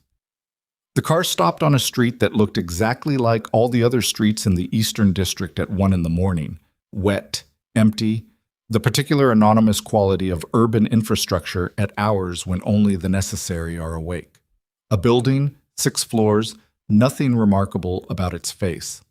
They went in through a side entrance that required a code, up an interior stairwell to the 4th floor, into an apartment that smelled like unopened air in the specific neutral cleanliness of a space that was maintained but not inhabited. Dante locked the door, found the light, a standing lamp in the corner that threw a warm partial illumination across the room without reaching the windows. Mara set the laptop on the table in the center of the room and sat down in the chair beside it, and the sound she made when she sat was not quite a sound, barely a breath, barely audible. But it told him something about what the last 2 hours had cost her body. He went to the kitchen area, found the supply cache he'd stocked when he set up the location, basic medical supplies among the other basics. He brought 2 things back to the table, the medical kit and a bottle of water, and he set both in front of her without comment, which was the specific language of a man who had decided that the situation required practical action rather than conversation. She opened the water and drank. He opened the medical kit and looked at his hand and cleaned the scrape with the brisk, unemotional efficiency of a man who was attending to a minor inconvenience in the middle of something that required his full attention, which it was. Then he sat down across from her and put the phone on the table between them and looked at it. "He has to move before dawn," he said. "If he waits for daylight, the federal situation will have progressed far enough that any visible action on his part is catastrophic. He needs to accomplish whatever he's planning in," he checked the time, "in the next 4 hours." "What does he need to accomplish?" She had the laptop open, her good hand on the keys. "He needs me out of the equation before the federal investigation builds a narrative that includes me as the source of the documentation. If I'm unavailable to testify, the chain of evidence gets complicated." Dante looked at the phone. "He also needs to know what you have and what's been transmitted. If the documentation package can be contested, if there's a legal argument about how it was obtained, who handled it, the chain of custody." "The documentation is clean," she said. "The origination is Marcus, who assembled it from his own access. The transmission went through a secure federal channel. The chain of custody is intact. Salvatore's lawyers will contest it anyway. That's what lawyers do. But if they can add a credibility problem to the source," he looked at her, "if they can argue that the person who delivered the package had a personal interest in the outcome, a financial relationship, access that wasn't authorized." She stopped typing. "They'd come after me." "They'd come after everything you used to build it," he said. "The access, the methodology, the 7 years of being in a position to gather information. They'd argue entrapment, unauthorized surveillance, constructive evidence." He paused. "It might not work, but it buys time. And time is what he needs right now." She looked at the screen. The particular stillness came over her again. The concentration lens, the thinking face, the one that processed faster than it showed. He waited. "There's a way to prevent that," she said. "Tell me." "The federal contact I used, the specific individual, not the office, has a relationship with the documentation that predates tonight. I've been building toward this contact for 11 months. There are preliminary communications, background material, context-setting exchanges that establish a legitimate investigative narrative that doesn't depend on the methodology of my access to your organization." She looked up. "I never told you this because the contact was my contingency, independent from the rest of the plan. A separate track. If the primary delivery mechanism failed, the contact had enough background to begin the investigation on their own without the package." Dante looked at her. "You built a second plan in case the first plan failed." "I built a second plan in case I failed," she said, and the distinction was quiet and specific and contained a particular honesty that arrived without performance. "In case I was removed from the situation before the primary plan could be completed. In case something like tonight happened. The contact is not dependent on me being available or credible or present. The investigation is already on its own track." The rain hit the windows. Dante sat across the table from the woman who had been sitting outside his office for 7 years, and in the warm, partial light of the lamp she looked, not diminished, not fragile. The ribs and the hand and the bruise and the 30 hours without real sleep were all visible and real, but precisely what she was. The actual dimensions of her, not the administrative function he'd assigned, not the underestimated resource he'd been auditing since 3 a.m., but the specific person who had built 2 parallel plans against the possibility of her own failure, who had maintained an 11-month relationship with a federal contact as a personal contingency, who had sat outside his door for 7 years doing things he didn't have names for and had never been asked to stop. "Why did you build the second track?" he said. She looked at him. "Because I knew that if the situation ever reached the point where the first track failed, it would be because something had happened to me, and I didn't want what I'd built to die with the plan." A pause. "I wanted it to survive the plan. I wanted it to survive me. You expected to be expendable." The word landed between them, and she didn't look away from it. "I expected to be underestimated," she said. "I've been underestimated my entire professional life. Underestimated people become expendable when they become inconvenient. I've always known that. I plan accordingly." He held her gaze. "You thought I would make you expendable. I didn't know what you would do, she said. I know what most men in your position do. I didn't have enough data on you to be certain you were different. She paused. I have more data now? The phone on the table buzzed. They both looked at it. Unknown number, different prepaid from the one Salvatore had called on earlier. Dante picked it up. Go, he said. It's Verano. A voice he recognized. One of Salvatore's captains, the name Marcus had mentioned that morning. A name that belonged to a man who had been in the Eastern operation for 15 years and was one of the two people Salvatore had called after the precinct. I need to talk to Vale directly. You're talking to him. A pause. Not like this. In person. Tonight. Another pause, longer, the pause of a man making a decision that he knows is irreversible and is taking a final breath before it. Salvatore is moving on you. You need to know the specifics, and I need something in return. Dante looked at Mara. She was listening. Her eyes were doing the calculation in real time. Where? Dante said. There's a diner on Archer and 9th, the Lamplight. I've been there for an hour. I'm alone. A beat. I'm not armed. Check if you want. But come soon. He's got people moving, and when they find out I called you, I'll have a problem I can't manage. Why are you calling me? The pause this time had a different quality. Because my lawyer called me an hour ago and told me what the federal package contained. And because I've been in this operation for 15 years and I'm not interested in going down for what Salvatore is planning for the next 4 hours. His voice was careful, professional, stripped of sentiment, but not of calculation.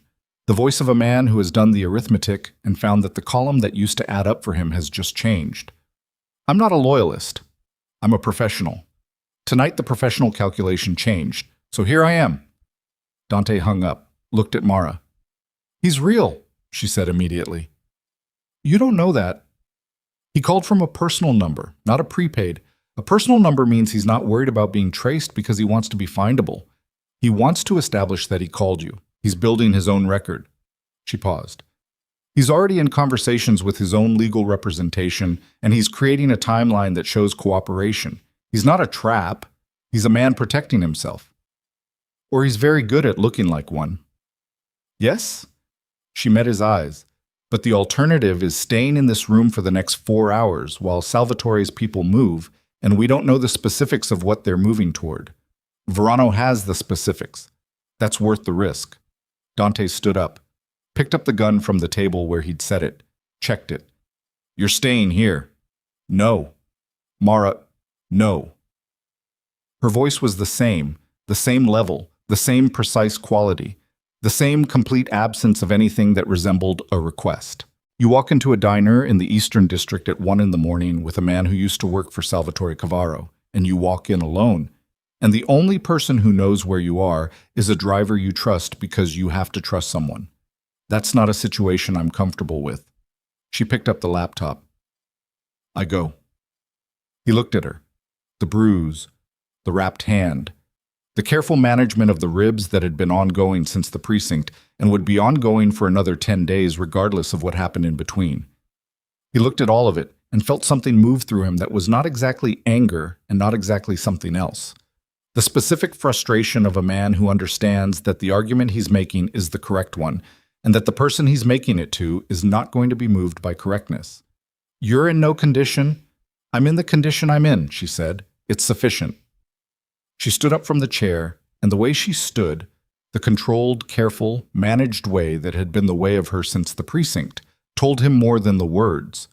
It told him that she had been making calculations about the condition of her body all day and arriving at the same conclusion each time, which was that it was functional, and functional was the requirement, and the requirement was met.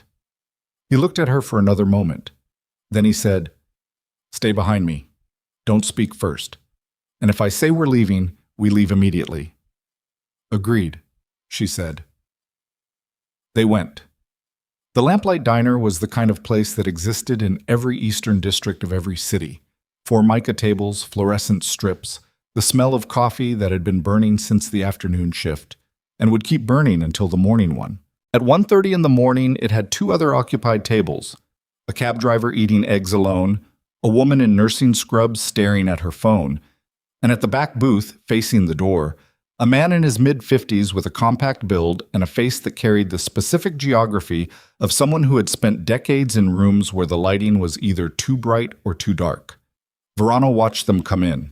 His eyes moved from Dante to Mara, and the calculation that passed through them was rapid and visible, assessing the hand, the bruise, the way she moved. Arriving at a conclusion he kept to himself, but that made him straighten slightly in the booth. Dante slid in across from him. Mara sat at the adjacent table, slightly behind Verano's sightline, with the laptop closed in front of her. Not threatening, not withdrawing, present. Verano looked at her once more, then at Dante. "She's not what I expected." "Tell me about tonight," Dante said. Verano put his hands flat on the table, a deliberate gesture, visible, the hands of a man demonstrating that the hands were empty and staying empty. "Salvatore has 2 tracks running. The men he sent to your building. That was the immediate track. Containment. If that worked, the rest didn't matter. But he knew it might not work. He's been planning for the contingency for a month." He paused. "The contingency is the docks." "What docks?" "Your garment district warehouses. You pulled your people this morning, which looked like a defensive response. Salvatore read it as you going to ground, which means the warehouses are empty, or close to it. He has a team ready to move on them in," he checked the time, "in about 90 minutes. Fire. Electrical, it'll look like. The financial damage, combined with the federal freeze on your accounts that he's anticipating, is designed to cripple your operational capacity for—" "He wants me unable to respond," Dante said. "Not dead. Unable to respond." "Dead is messy," Verano said. "Crippled is useful. A man who can't finance his operation can't fight a court battle, can't manage his network, can't—" He paused. "The warehouses have inventory that isn't yours. Partner inventory. If it burns, you have liabilities to people who don't accept liability gracefully." Dante was quiet. He was thinking about the warehouses, the specific contents, the specific partnerships, the specific people who would have opinions about their inventory burning. He was right. Salvatore had found the lever, not the kill shot, the precisely calculated pressure point that would collapse the structure rather than the man, because a collapsed structure was harder to rebuild than a man was to replace. "What do you want?" Dante said. "Protection from the federal situation." Verano's voice was flat. "Cooperation credit. My testimony about Salvatore's operational structure in exchange for a specific arrangement with the investigation. I don't run the federal investigation." "No, but the person who delivered the package has standing with the contact." He glanced at Mara, back at Dante. "I want a conversation, mediated. Tonight, if possible, before Salvatore finds out I called you." Dante looked at Mara. She was looking at the table, not the laptop, not Verano, the specific middle distance of someone running a calculation. Then she looked up at Verano. "What specifically do you have?" she said. Verano blinked, looked at Dante. Dante said nothing. Verano looked back at her. "Operational records for the last 8 years," he said. "Not financial, operational, movement logs, communication records. The names of every person Salvatore has paid who isn't in any financial documentation." He paused.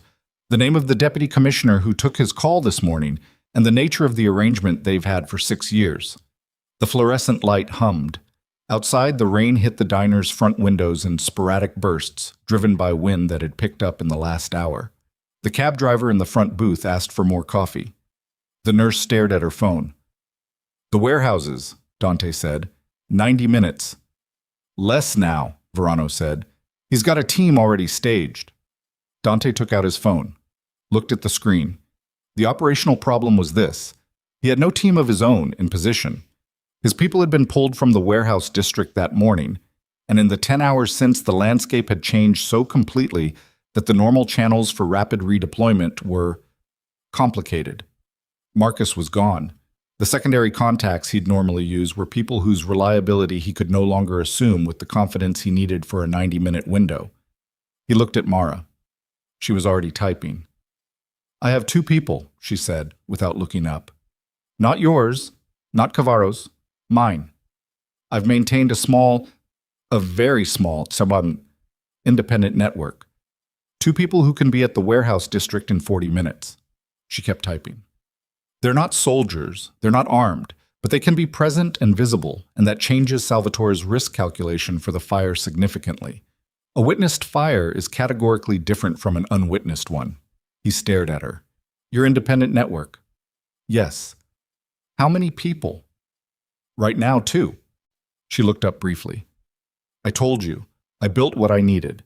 A small network, maintained carefully, for exactly the kind of situation where your network isn't available. Back to the screen. I'm texting them now. Dante sat in the diner booth in the Eastern District at 1:47 in the morning and tried to absorb the full scope of what the woman across the table from him had built in the 7 years he'd spent not looking at her. The federal contact, the independent network, the 3-account structure, the parallel plan, the contingency within the contingency. All of it assembled quietly, methodically, independently, by a woman in an outer office who had decided at some point, he didn't know when, didn't know what had triggered it, would need to ask her when there was time to ask. That being visible was less important than being effective, and had built an entire parallel infrastructure on that premise. The 2 people she contacted responded within 4 minutes. She showed him the confirmation on her phone. He read it, nodded. Verano, he said. You're going to the secondary location on the east side.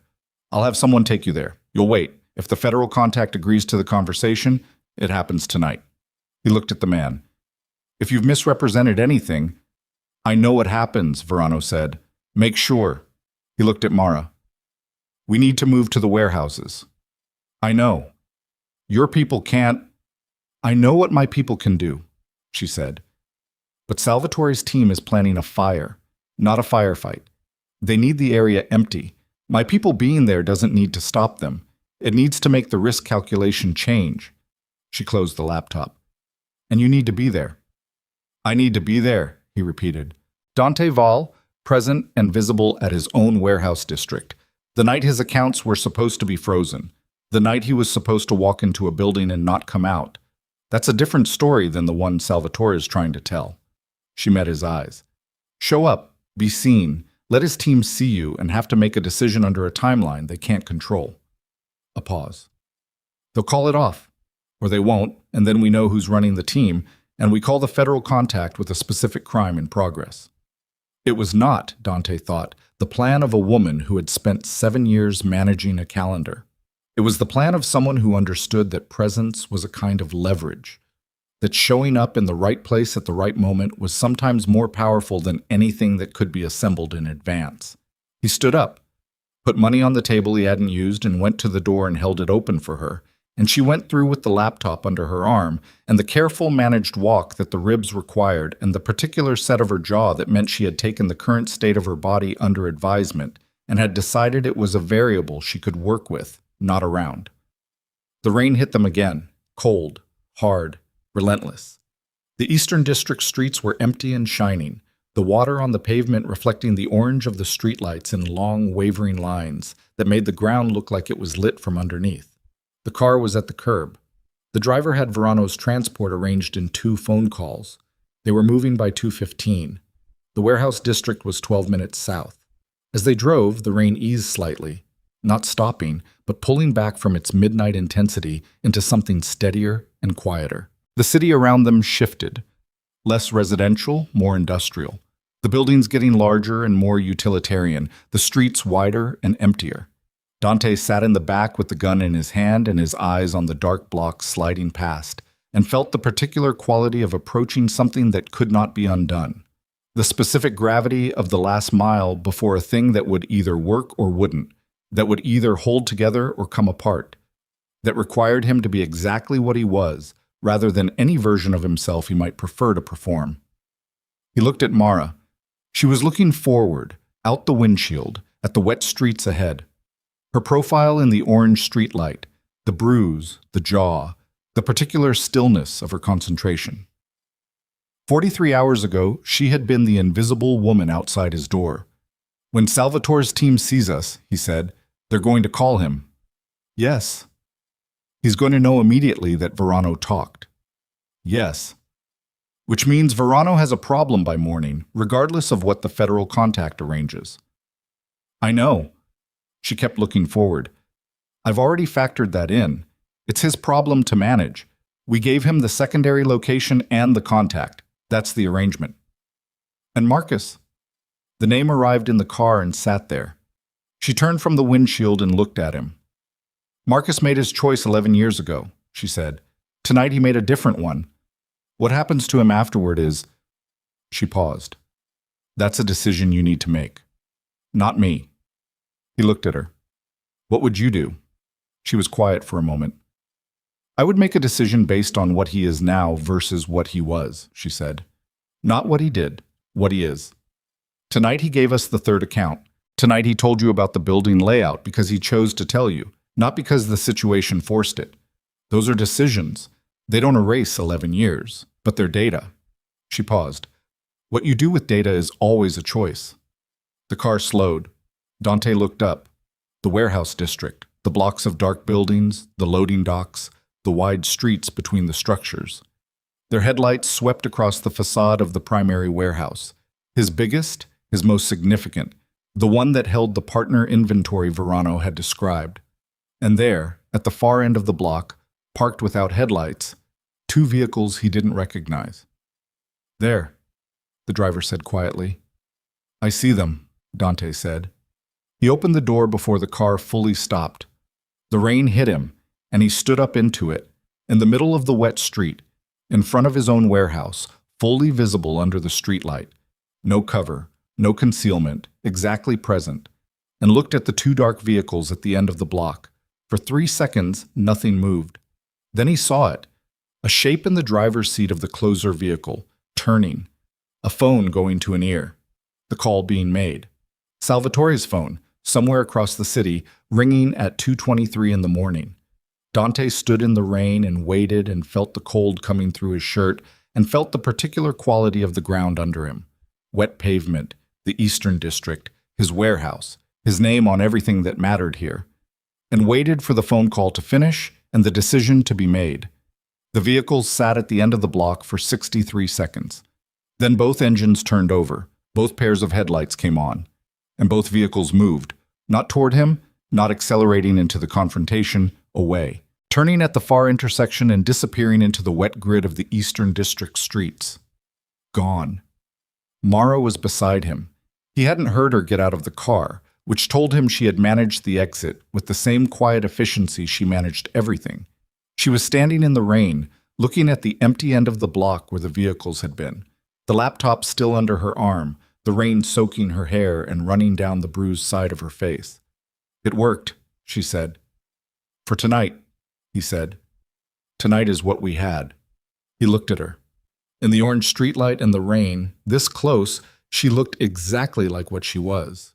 A woman who had been awake for 40-plus hours, who was managing 2 cracked ribs and a fractured hand and a bruised face, who had just walked out of a car into a dark street in the Eastern District at 2 in the morning because the situation required someone to stand in the right place at the right time, and she had decided that person was going to be her. She looked, in other words, like the most formidable person he had seen in 15 years of operating in a world full of people who were trying very hard to be formidable. His phone rang. He answered it immediately. The warehouses? The federal contact said. Clean. They pulled back. Good. We need you to know something. A pause, the kind that preceded information that had weight to it. Salvatore Cavaro made a call 40 minutes ago, not to his captains, not to his lawyers, to a person we've been tracking independently for 2 years, a fixer. Someone who handles specific problems that can't be handled through normal operational channels. Another pause. The call was 5 minutes long.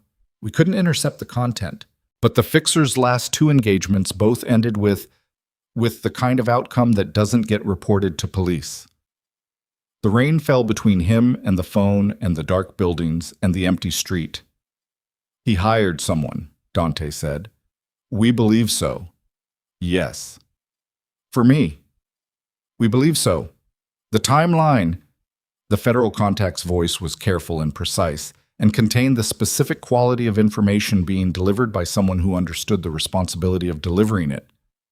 The timeline suggests movement within the next 2 to 3 hours, before the federal action becomes publicly visible at dawn. Dante lowered the phone, looked at Mara. She read his face.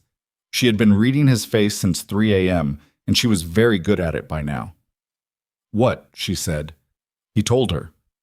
She looked at him for a long moment, standing in the rain in the orange streetlight at 2:30 in the morning, the laptop under her arm, the bruise on her face, the cracked ribs, the fractured hand. She looked at him with the gray, steady, terrible composure that she had carried since the precinct. The composure that he now understood was not the absence of fear, but something that had been built over a long time to contain it, to convert it, to make it into something that could be used rather than something that used her. Then she said, "Then we need to move again, right now, and this time." She stopped. Her phone buzzed. She looked at it. Her face changed. Something moved through it that he had not seen before, something that broke through the composure for just a moment, just a fraction of a moment, before she contained it again. She looked up at him, and the thing in her eyes was not fear and was not panic and was not the calculation he was used to. It was something worse. "It's a text," she said. "From a number I recognize." "Who?" She turned the phone so he could see the screen. The number was Marcus's. The message was 4 words. "They have the driver." 4 words. "They have the driver." Dante read them twice. Not because he needed to read them twice to understand them, but because the mind does that, insists on a second pass when the first pass delivers something that restructures the entire terrain. The driver. The man who had brought them to the secondary location, who had transported Verano, who was the only person outside the penthouse who knew where they'd been and where they were going. The man whose name Dante had used 4 years of careful arrangement to avoid knowing, so that if this specific situation ever arose, the knowing couldn't be extracted from him by someone willing to do the work of extraction. But they didn't need Dante. They had the driver. He put the phone in his pocket, looked at Mara. She was already reading the calculation in his face and arriving at the same answer. "The secondary location," she said. "Verano is there. And whoever Marcus warned us about knows we sent Verano there." She was already moving back toward the car, the laptop under her arm, the rain plastering her hair flat against her skull. They followed the driver, or they picked him up after drop-off. Either way, they have the address. Dante was already calling. The secondary location, the number he'd left with the holding arrangement, a separate prepaid kept at the location for contact. It rang 4 times. 5. 6. No answer. He pocketed the phone and got in the car and said 1 word to the driver's seat, which was empty because the driver was gone, which was a problem he was aware of and was filing behind the more immediate problem, which was the secondary location and the man in it. "Keys," he said. The keys were in the ignition. That was the arrangement, always in the ignition, always ready, because the driver understood the nature of the work, and the nature of the work included the possibility of the driver not being the person who drove the car away. Dante got behind the wheel. Mara got in the passenger side without being told. He pulled out. "You can drive," she said, and it wasn't a question. "I can drive," he said. The Eastern District was 11 minutes from the secondary location at this hour, on empty streets, in the rain, by a man who had grown up in this city and knew its street geometry the way he knew the layout of his own buildings. Not consciously, but physically, in the body, the turning decisions made before they were thought. He drove fast. Not recklessly.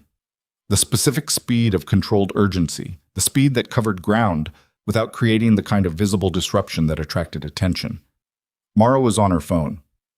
"I'm texting Marcus," she said. "You trust him?" "I trust that he sent that message for a reason." She typed with one hand, the good one, the injured one resting against her thigh. "He's still in this, Dante. He's not on Salvatore's side anymore, and he's not on ours, but he's still in it. And the message means he has eyes somewhere that we don't." His phone rang. She looked at it on the center console. "Federal contact," she said.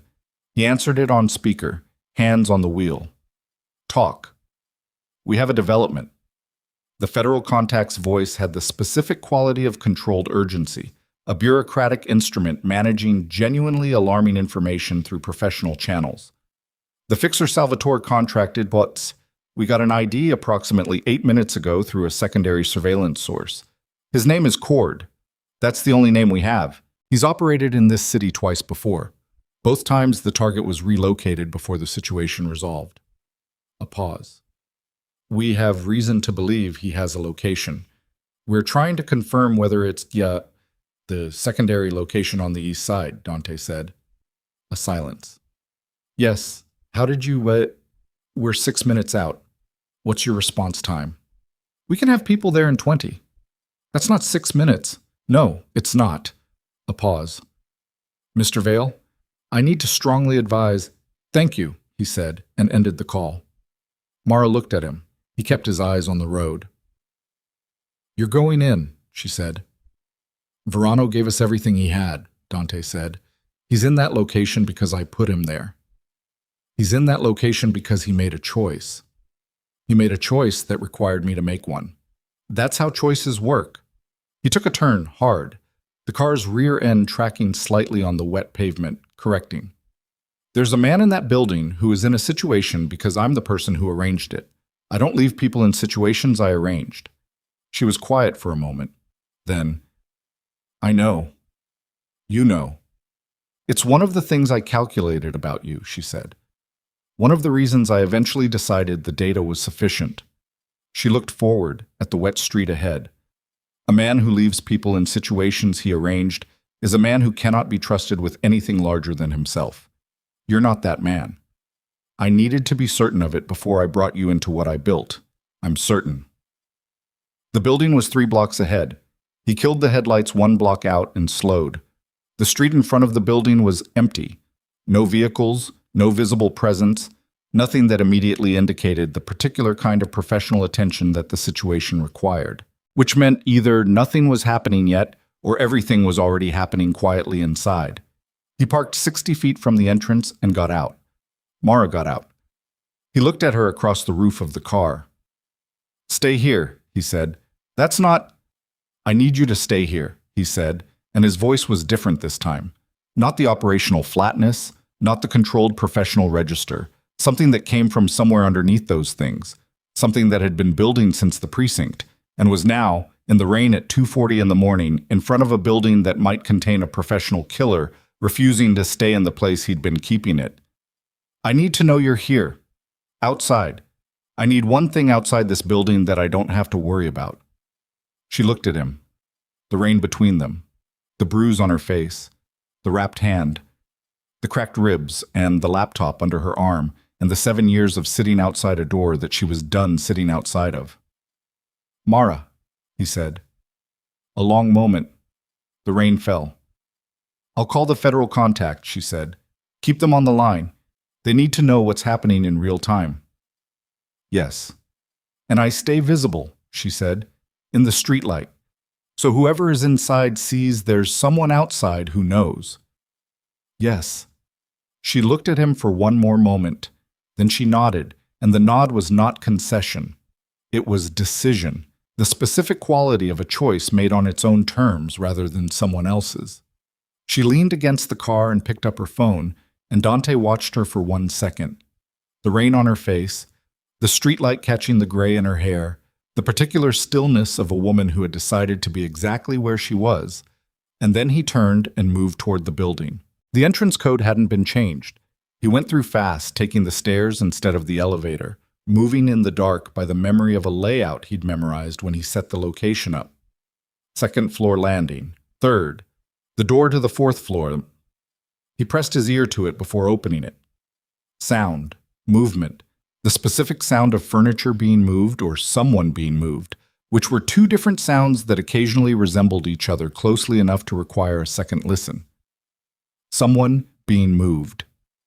He went through the door low and fast, keeping to the wall, and in the ambient light from the building's emergency strip, dim, greenish, just enough, he saw the apartment door. Open. 3 inches of open, the kind of open that meant someone had gone through it recently and hadn't closed it after them. He pushed through. The apartment was the kind of disrupted that happened fast. A chair overturned. The table shifted. On the floor beside the table, Verano. Not unconscious, he saw immediately. Not dead, but zip-tied at the wrists, a cut along his jaw that was bleeding with the steady, non-arterial patience of a wound that wasn't critical but hurt considerably. He was breathing. His eyes were open and they found Dante immediately, and in them was the specific look of a man who had made a calculation that hadn't held, and knew it, and was managing the aftermath. And across the room, near the window, a man Dante had never seen before. Cord was not what the word fixer implied in popular imagination. He was not large.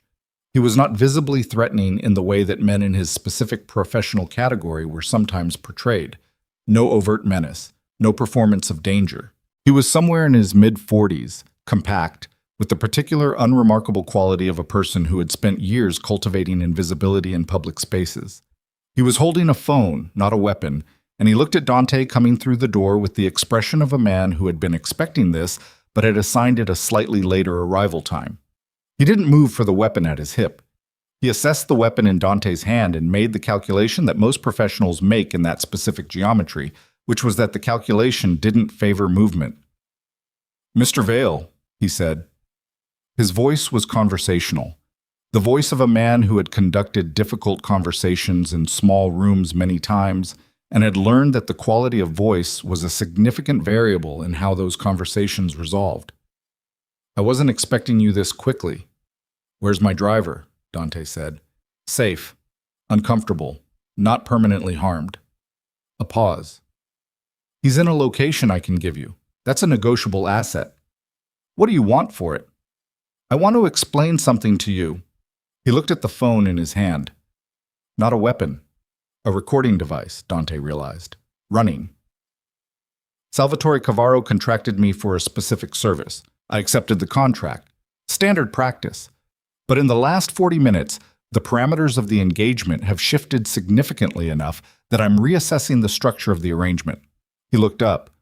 "The federal action, the frozen accounts, the fact that you're standing in this room rather than the scenario I was briefed on, these are significant parameter shifts." "He didn't tell you about the federal investigation," Dante said. "He indicated the federal situation was manageable. He indicated the timeline was favorable to his position." A slight pause. "Those indications appear to have been inaccurate. So you're reassessing." "I'm a professional," Cord said. "Professionals reassess when the situation changes. The situation has changed." He set the phone on the windowsill. Not the weapon. The phone. "I'm not here to complete a contract against a man who has federal cooperation and a documentation package in federal hands. That's a different risk profile than the one I accepted. Salvatore Cavaro misrepresented the parameters of this engagement. And when professionals feel misrepresented," Dante said, "they terminate the engagement and seek alternative arrangements." A pause. "I can give you the driver. I can give you the location. And I can give you something else. The content of the briefing Salvatore gave me, in detail, including names and operational specifics that aren't in your documentation package." He looked at Dante steadily. "In exchange for the same arrangement your contact made available to Verano." Dante looked at him for a long moment, at the overturned chair and the blood on Verano's jaw, and the phone on the windowsill, and the man by the window who had come here to do something specific and was now doing something else entirely, with the matter-of-fact adaptability of a person whose entire professional identity was built on reading situations and adjusting to them. He lowered the gun. Not all the way. "Enough." "Call your contact," he told Verano. "Tell him we have a second individual, same arrangement request." He looked at Cord. "The driver, now." Cord gave him an address 4 blocks south. He confirmed it with a text that Dante watched him send and traced the recipient, a number, a terse message, a response that came in 12 seconds, a photo of the driver zip-tied in a parking garage, alive, looking annoyed rather than frightened, which told Dante more about his driver's specific constitution than he'd previously known. He called Mara. 4 blocks south, parking garage on Lennon. Our driver, go." "Going," she said. No questions. He stood in the apartment with Cord and Verano and the greenish emergency lighting and the sound of the rain through the window that Cord had been standing at, and he waited while Verano made the call, and he ran the room through his mind the way he'd been running rooms since he was 26 years old. exits, variables, the specific weight of the moment, and what it required. What it required, he understood, was the thing he was worst at: waiting. Allowing the institutional machinery that Mara had set in motion to do its work without trying to drive it faster through force or decision. The federal action was running. The documentation was in federal hands. Verano and Cord were in federal negotiation. The accounts were frozen. The captains were scattering. The architecture of Salvatore Cavaro's Eastern operation was coming apart at its load-bearing joints with the specific, irreversible quality of structural failure. Not explosive, not dramatic, just the quiet collapse of a thing that has been undermined at its foundations and has finally run out of structural integrity. All of that was true. All of that was happening. And somewhere across the city, Salvatore Cavaro was awake and aware that it was happening, and was doing the arithmetic of a man who has lost his accounts, his captains, his fixer, his operational advantage, and the element of surprise, all in a single night, and was arriving at a conclusion that Dante needed to be present for. His phone rang. The federal contact. "Mr. Vale, we have a team at the secondary location en route. ETA 4 minutes. A pause. "We also need you to know something. Salvatore Cavaro left his residence in Hartwell 40 minutes ago. We had surveillance on the property, and we lost the vehicle in the tunnel system. We don't have his current location." Dante said, "He's coming himself." "That's our assessment, yes. He's coming for me specifically." The briefing Cord received. The contact paused. "We've been listening to the recording Cord has been running in that room. The briefing indicated a specific personal component. Salvatore's instruction was explicit about the person who delivered the documentation package. Not you, the woman." The room got very small, very fast. "Mara," Dante said. "He knows what she built. He knows it was her." And the briefing indicated he was specific about wanting to be present. Personally. A pause that contained the specific gravity of a federal official delivering information they understand will result in action they cannot sanction. "We believe he's moving toward the warehouse district, where you currently are." Dante was already moving. He hit the stairwell at full speed, the gun back in his hand, taking the stairs 3 at a time in the dark, the emergency strip lighting a greenish blur, 4 floors in 20 seconds that felt like 4 seconds and 4 hours simultaneously. He hit the ground floor door and went through it into the rain, into the street, and looked south. 4 blocks. He ran. The rain was coming sideways now, driven by a wind that had picked up in the last 20 minutes, and the streets were empty enough that the only sound was his feet on the wet pavement and his breath and the specific working of his body at a pace it hadn't been asked for in longer than he wanted to calculate. His chest hurt in the productive, useful way of a body being asked to perform at its limit. Not injury, not damage, just the honest protest of a machine being run hard. He saw the parking garage entrance from half a block out, and he saw, 20 feet from the entrance, Mara. Standing in the streetlight, exactly where she'd said she'd be, visible, phone to her ear. The driver was beside her, free, the zip ties cut, rubbing his wrists. And 30 feet from Mara, coming from the opposite direction, a car that was not moving with the ordinary casual trajectory of a vehicle passing through the district at 3 in the morning. Dante ran harder. The car stopped. The door opened. Salvatore Cavaro got out. He was older than his photographs, late 60s, compact. The specific build of a man who had kept himself disciplined for decades, because discipline was the only thing that separated him from the men he'd replaced. He wore a dark coat that the rain was soaking without him seeming to notice or care. He was alone, or appeared to be, which in his case meant nothing. He looked at Mara with the specific quality of attention that a man gives to the thing he has decided he needs to resolve personally, the thing that has been elevated in his mind from problem to principle. Mara saw him. She lowered her phone. She did not run. She turned to face him with the particular stillness that Dante knew now as her primary mode under threat. Not frozen, not retreating, present and calculated and entirely refusing to perform any of the fear that she certainly felt. Dante was 15 feet away when Salvatore spoke. "You've caused me a significant amount of difficulty," Salvatore said. His voice was what it had been on the phone. The iron quality, the compressed patience of a man who had arrived at the end of something and was addressing it with the directness that the end of things required. A woman who types other people's letters and schedules other people's meetings. He looked at her. Did you think about what would happen when you built your little project?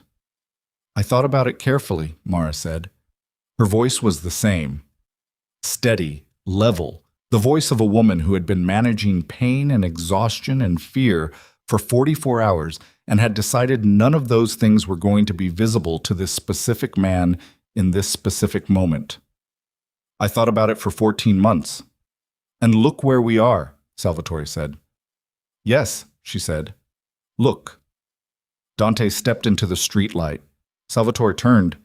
He looked at Dante with the expression of a man who had been expecting this variable and had decided it didn't change the fundamental geometry of the situation. Mr. Vale. The warmth, despite everything, despite the frozen accounts and the scattered captains and the 4 hours of watching his empire come apart, the warmth was still there. The performance of it, at least. You should have come to the meeting. You should have arranged a different meeting, Dante said. Perhaps. A pause. He looked between them. Dante, Mara, the driver behind her, the wet street, the rain coming sideways. He was doing the math. The math was not favorable, and he knew it. The question was what a man did when the math wasn't favorable, and he was Salvatore Cavaro. Your documentation, your federal contact, the investigation. He paused. It's thorough. I'll give her that. He looked at Mara. It's thorough work. Thank you, she said, with no irony and no satisfaction. Just the flat acknowledgement of a professional receiving a professional assessment. It won't hold, he said. Not entirely. My lawyers are very good. The chain of evidence has questions. The methodology is clean, she said. I can walk you through it if you'd like. The origination documentation comes from Marcus Kane's personal records, assembled under his own access and transmitted through a secure federal channel under cooperation agreement. The chain of custody is intact. Your lawyers will contest it, and they will lose. A pause. I built it to survive your lawyers. Salvatore looked at her for a long moment. The rain fell between them. The streetlight made the puddles on the pavement into orange mirrors. You're very certain, he said. I'm very thorough, she said. Something moved through his face. Not anger. Something older than that. Something that had the specific quality of a man arriving at a genuine and unwanted respect for the instrument of his own dismantling. It was a small thing, brief, the kind of expression that most people in that moment would have suppressed entirely.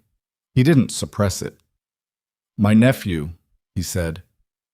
Rico. Is at Mercy General, Dante said, with injuries sustained in the commission of an assault against an employee of mine, which is documented, which is part of the federal package. He paused. Which your lawyers will also address and which will also not go the way you'd prefer. Salvatore looked at him. You're telling me it's done. I'm telling you what's true. A long pause.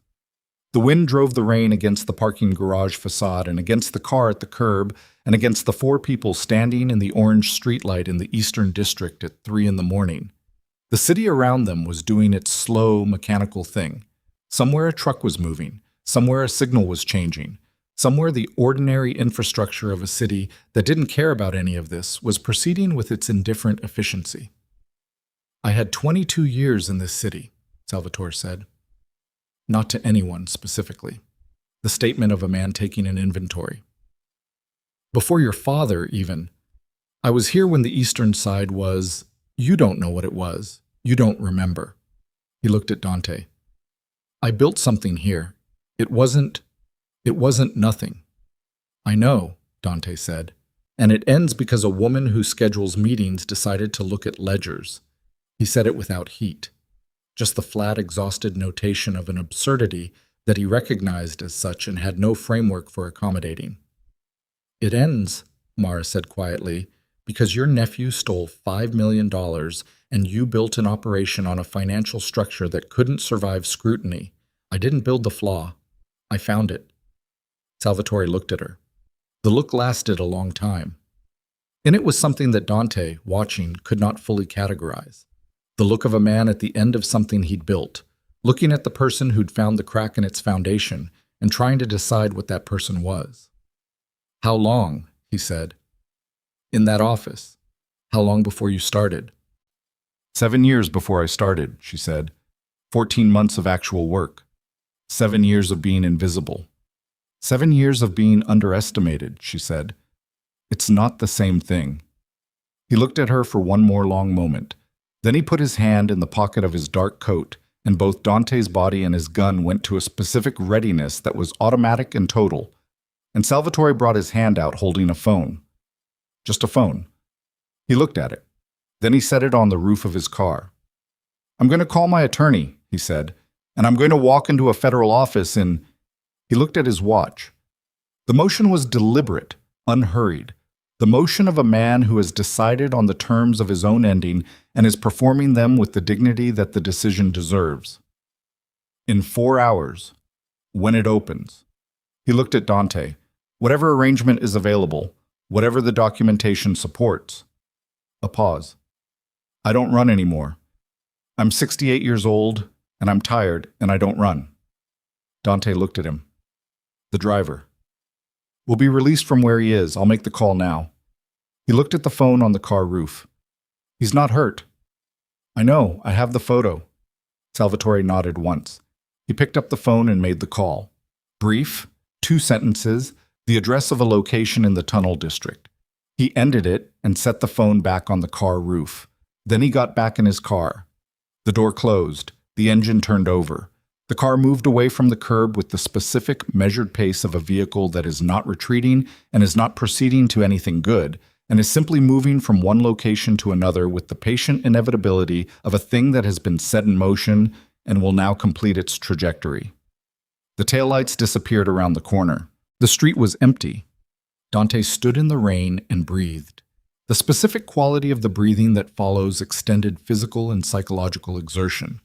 The body reasserting its ordinary rhythms after a sustained period of operating at a frequency that wasn't sustainable. He was wet through.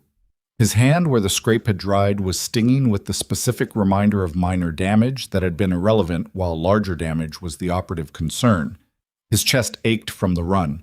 He looked at Mara. She was still standing where she'd been standing when Salvatore's car arrived. The laptop was still under her arm. The rain had soaked her entirely. Hair, shirt, the dark fabric of everything she was wearing pressed flat by the water.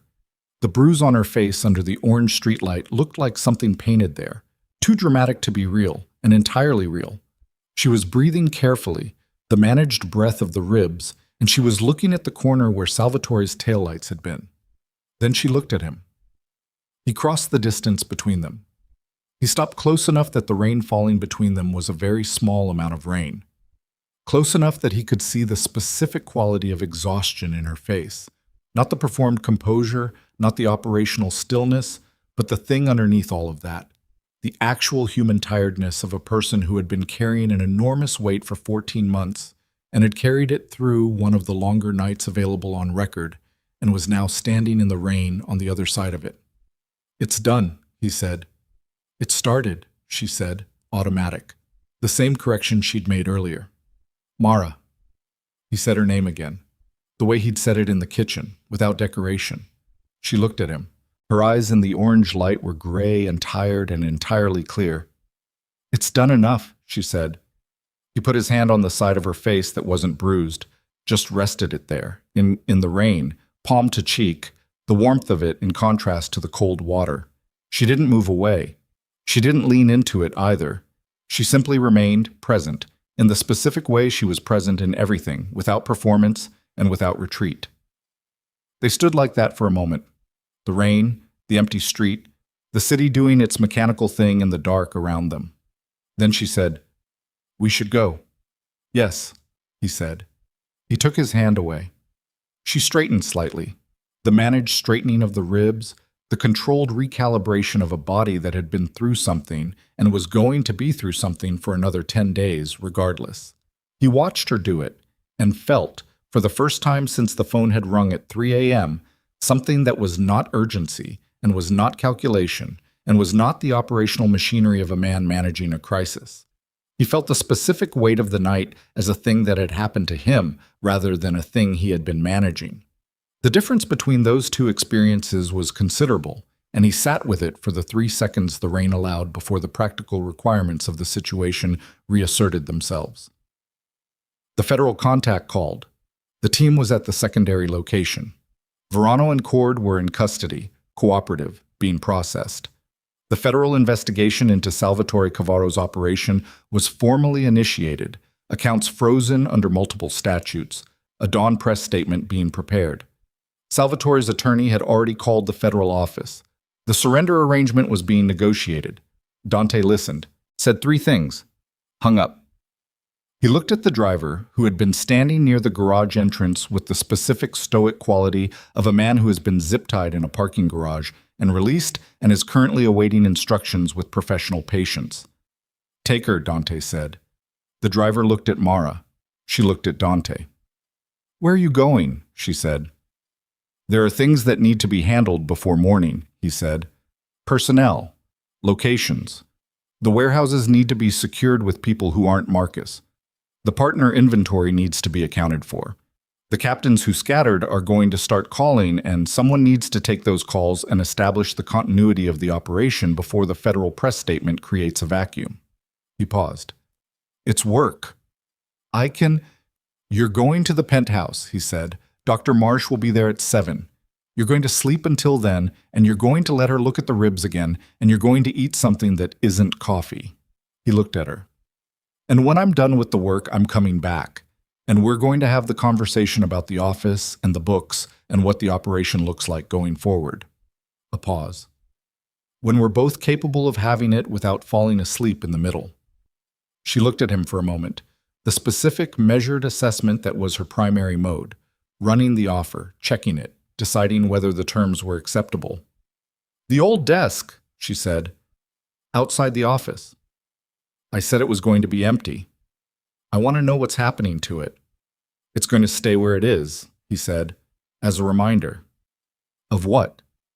"Of what happens when you don't look at what's actually in the room with you." He held her gaze. "I'm done not looking." She held his gaze for one more moment. Then she turned and walked to the car, and the driver opened the door, and she got in with the careful, managed precision that had been the way of her all night, and the door closed, and the car moved. Dante watched it go. Then he turned and looked at the empty street and the rain and the eastern district in the last hours of a night that had contained more than most nights held, and he took a breath, a real one, the kind that fills the lungs completely, rather than the operational breath of a man managing multiple variables, and let it out. He pulled out his phone and started making calls. The work of the next 3 hours was the kind of work that doesn't look like anything from the outside. No confrontations, no crises, no one standing in a streetlight in the rain. Just calls, methodical, sequential, the careful rebuilding of a communication structure that had been cracked open by Marcus's absence and needed to be resealed before morning. He found the people who were still reliable and confirmed their reliability. He found the gaps that Marcus had occupied and assigned them, temporarily, to people whose loyalty was recent enough to be clean. He went to the warehouse district himself, in a car he borrowed from a contact, and walked the primary warehouse at 4:30 in the morning, the inventory intact, the building intact. The space that Salvatore's people had been staged to burn, standing ordinary and unloved in the pre-dawn dark, full of the specific industrial smell of stored goods and cold concrete. He stood in the middle of it for a moment, just stood there, in the cold and the dark and the smell of a building that had survived the night. He thought about his father, briefly, the way he sometimes allowed himself to think about his father in the early morning hours when the work was done and the next shift of the day hadn't started. His father, who had built the original arrangement with the eastern side, who had trusted Marcus, who had died in a back alley at 44 years old with a look of mild surprise on his face, which was the face of a man who had not seen it coming, which was the face that Dante Vale had spent 15 years trying to ensure was never his own face. He wondered what his father would have made of Mara Voss. He suspected, with the particular clarity of the early morning, that his father would have seen her immediately, would have seen the outer office for what it was and the woman in it for what she was. His father had been better at people than he was, had had a warmth that Dante had always known he didn't fully inherit. He wondered if that warmth was the thing that had killed his father, and then decided that wondering that was a path that didn't go anywhere useful, and closed it off. He left the warehouse, drove back toward the penthouse, called the federal contact one more time, got the update. The Dawn statement was ready. Salvatore's attorney had confirmed the surrender terms. The federal investigation was formally active and moving with the specific institutional momentum of an agency that had just received a well-constructed package of evidence and was intent on using it effectively. The eastern side was over. Not instantly. These things never ended instantly. They ended the way structures ended, slowly and then completely, the visible collapse lagging behind the actual failure by days or weeks or sometimes months. But the failure had occurred. The foundation was gone. What remained was the managed descent, and the managed descent was now being managed by people with federal authority and 14 months of documentation to guide them. He parked in the building's garage at 6:15, took the private elevator, the one Salvatore had known about, the one Marcus had described to the four men who had come in through the service entrance instead. He rode it up in silence and walked into the penthouse and stood in the entryway for a moment, listening. Quiet. The specific settled quiet of a space where someone is sleeping in a room at the end of the hall. He went to the kitchen, made coffee. Real coffee, the actual process of it, the specific domestic transaction that was the most ordinary thing he'd done in the last 15 hours. He stood at the counter while it brewed and looked out the window at the city in the early light, gray and wet and getting lighter by slow degrees, the November sky doing its reluctant thing, seeding the dark by increments. He thought about what came next. The operation. Restructured, rebuilt. The Marcus-shaped gap to be filled carefully, and the Cavaro pressure to be replaced with whatever the eastern side's power vacuum would eventually produce, because vacuums always produce something, and what they produced required management. The legal dimensions of the federal investigation, his cooperation credit was established, his role as source rather than subject was documented. But these things had complexity and would require sustained attention.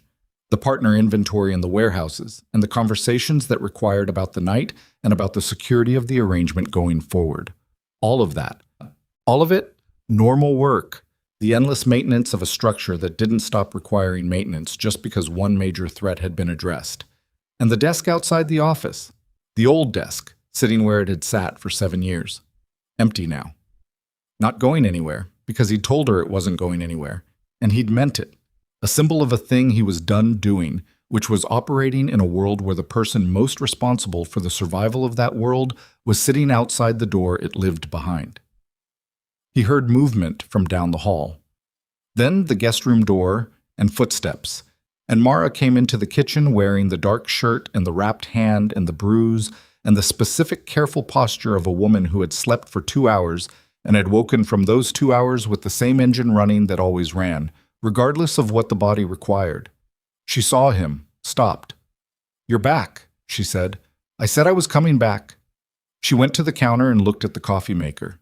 He took down a second cup and poured it, and set it on the counter near her without comment, and she picked it up and drank it in the way she'd been drinking things all night, with the gratitude of a body that required the intake and the dignity of a person who wasn't going to perform gratitude for something as ordinary as coffee. They stood at the kitchen counter in the early light and drank their coffee. The city outside the window continued to get lighter. The rain had finally, truly stopped somewhere in the last hour, and the sky over the city had the specific washed quality of a sky that has spent the night doing something exhausting and has decided to be clear about it. "Salvatore," she said, "surrendered at 6 a.m. His attorney confirmed it while I was at the warehouse. Rico. Will be addressed through the federal process. His theft is part of the package. He's not my problem anymore." He paused. "He's their problem. Verano and Cord. In federal custody, cooperative. Both of them." He looked at his cup. Cord's operational knowledge of Salvatore's arrangement over the past 5 years is apparently considerable. The federal contact was pleased. "Marcus," she said. He was quiet for a moment. Outside, the first real light of morning was arriving. Not the gray pre-dawn, but actual color, thin and pale. The specific quality of November dawn that looked like the sun was committing to the day, without enthusiasm, but committing nonetheless. Marcus is 58 years old, he said. He has the third account documentation, which he will offer as his cooperation instrument. He has 11 years of a specific kind of knowledge about how two operations interacted that is useful to the right people. He paused. He's not going to prison. He's going to spend a considerable period of time in rooms being very useful to people who ask him careful questions, and then he's going to retire to somewhere that isn't this city, and that will be the end of it. That's generous, she said. It's accurate, he said. He sent the text about the driver. He made the call about the building layout. He gave us the third account. A man who provides those things, at the cost to himself that those things cost, isn't owed nothing. He looked at the window. He's owed a clean ending. That's what he gets. She held her cup in the good hand and looked at the window beside him. The light was coming. Cold, clear, the first light of a morning after a night that had been very long and very expensive and had cost things that couldn't be recovered. The office, she said, the real one. Yes. I want to see the actual books, not summaries, the actual records. You'll have them. And I want authorization to maintain my independent contacts, she said. The federal contact, the network I built. I want that acknowledged and structured, not tolerated as an irregularity. She looked at him. If I'm operating inside this, I need the authority to operate, not the appearance of it. You'll have it, he said, in writing. He looked at her. A small thing moved through him that was not quite a smile but lived in the same register. In writing, he said. She looked back out the window. A moment of quiet between them. Not the operational quiet of two people processing a crisis, but the different, more complicated quiet of two people sitting in the aftermath of something that has changed the landscape between them and are both aware of it and are both taking their time with it because some things don't benefit from rushing. I'm going to need to know, he said. At some point, what made you start 14 months ago? What triggered it? She was quiet for a moment. A conversation, she said finally, that I overheard, between you and a man whose name I won't mention, about a situation in the Eastern District, the way you described the financial structure of the problem, the specific language you used. She paused. I recognized the architecture. I'd seen it before, in a different context, a long time ago.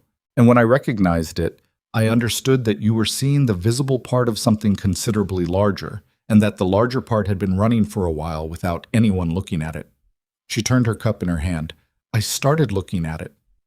Because you recognized the architecture, he said. Because I recognized it, and I knew what it meant, and I knew that someone who knew what it meant needed to act on that knowledge. She paused. And the person in the best position to act on it was me, which I found. She stopped, looked at her cup. I found that frustrating, for a while, that I was the person best positioned to do this thing that was going to require enormous effort and carry significant personal risk. And I had no official standing to do it, and if it went wrong, there was no structure to support me. A pause. It was frustrating for approximately 2 weeks, and then I got to work. Dante looked at the side of her face, the bruise, the gray in her hair, the specific quality of a person who has spent a long time doing important things in the dark and has emerged from the dark into a morning that is asking her to decide what she does now. The frustration went away, he said. The work replaced it, she said. The work was enough. For a while. It was enough to know I was doing it, even if... She stopped again. This time the stop had a different quality, more considered. Even if no one else knew. And now someone knows, he said. She looked at him, the gray eyes in the morning light, clear and tired and entirely present. And now someone knows, she said. They stood in the kitchen of his penthouse at 6:30 in the morning, the city brightening slowly outside the window, the coffee cooling in their hands, the night and all its weight settling into the specific historical permanence of things that have happened and cannot be unhappened. The desk in the outer office was empty. The books in the inner office were about to have a second person who read them.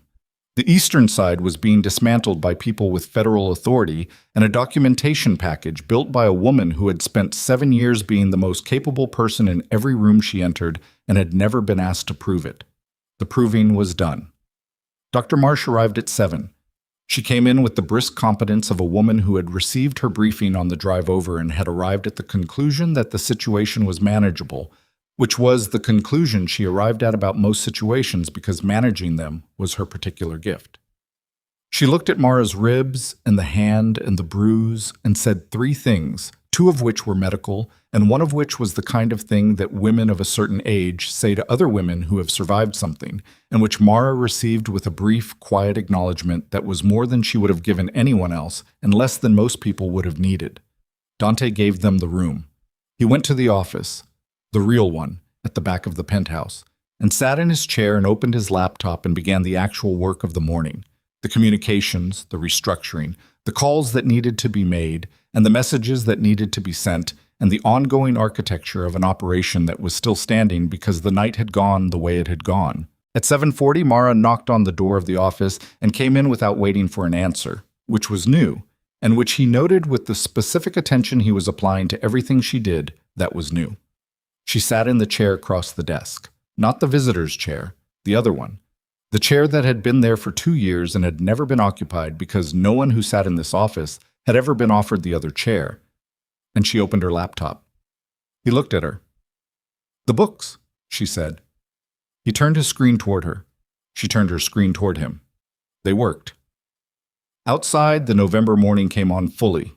Thin, clear, cold, the specific quality of a day after a long rain. The city went about its business. The streets dried slowly in the weak sunlight. People moved through intersections and into buildings and about the ordinary infrastructure of their ordinary lives with no knowledge of what had moved through the night above them, what had been built and broken and preserved and lost in the hours between 3 a.m. and dawn. In a federal office downtown, the paperwork generated by 14 months of careful work was being processed by people who understood its value and were moving quickly. In a hospital on the eastern side, Rico Cavaro was recovering from injuries sustained in a bar he shouldn't have entered, and beginning to understand that his legal situation was considerably worse than his medical one. In a location that no one outside of federal custody knew, Salvatore Cavaro was sitting across a table from people asking him careful questions, and answering them with the specific cooperation of a man who has decided that cooperation is the last dignified option available to him. In a secondary location in the Eastern District, an empty apartment held the memory of an overturned chair and a man who had made a decision in a small room under difficult circumstances and had chosen correctly. The chair would be righted, and the apartment would be cleared, and the location would be closed, and what had happened there would be the kind of story that was never written down but was known in the particular oral history of people who operate in difficult spaces for a long time. Somewhere in the city, Marcus Kane was sitting with his own attorney and his own documentation and the specific weight of what he'd done and what he'd done at the end of it, and was beginning the long process of negotiating his exit from a world he'd occupied for 30 years. He would be all right, Dante had said, and it was not quite a prediction and not quite a wish. It was the specific determination of a man who had decided that the ledger of one human life was more complicated than a single column of transactions, and that the final entries mattered. At 8:15, Mara said, "Look at this." He looked. She had found something in the books he'd never noticed, a pattern in the quarterly settlement accounts that suggested an efficiency gain available if two processes were restructured.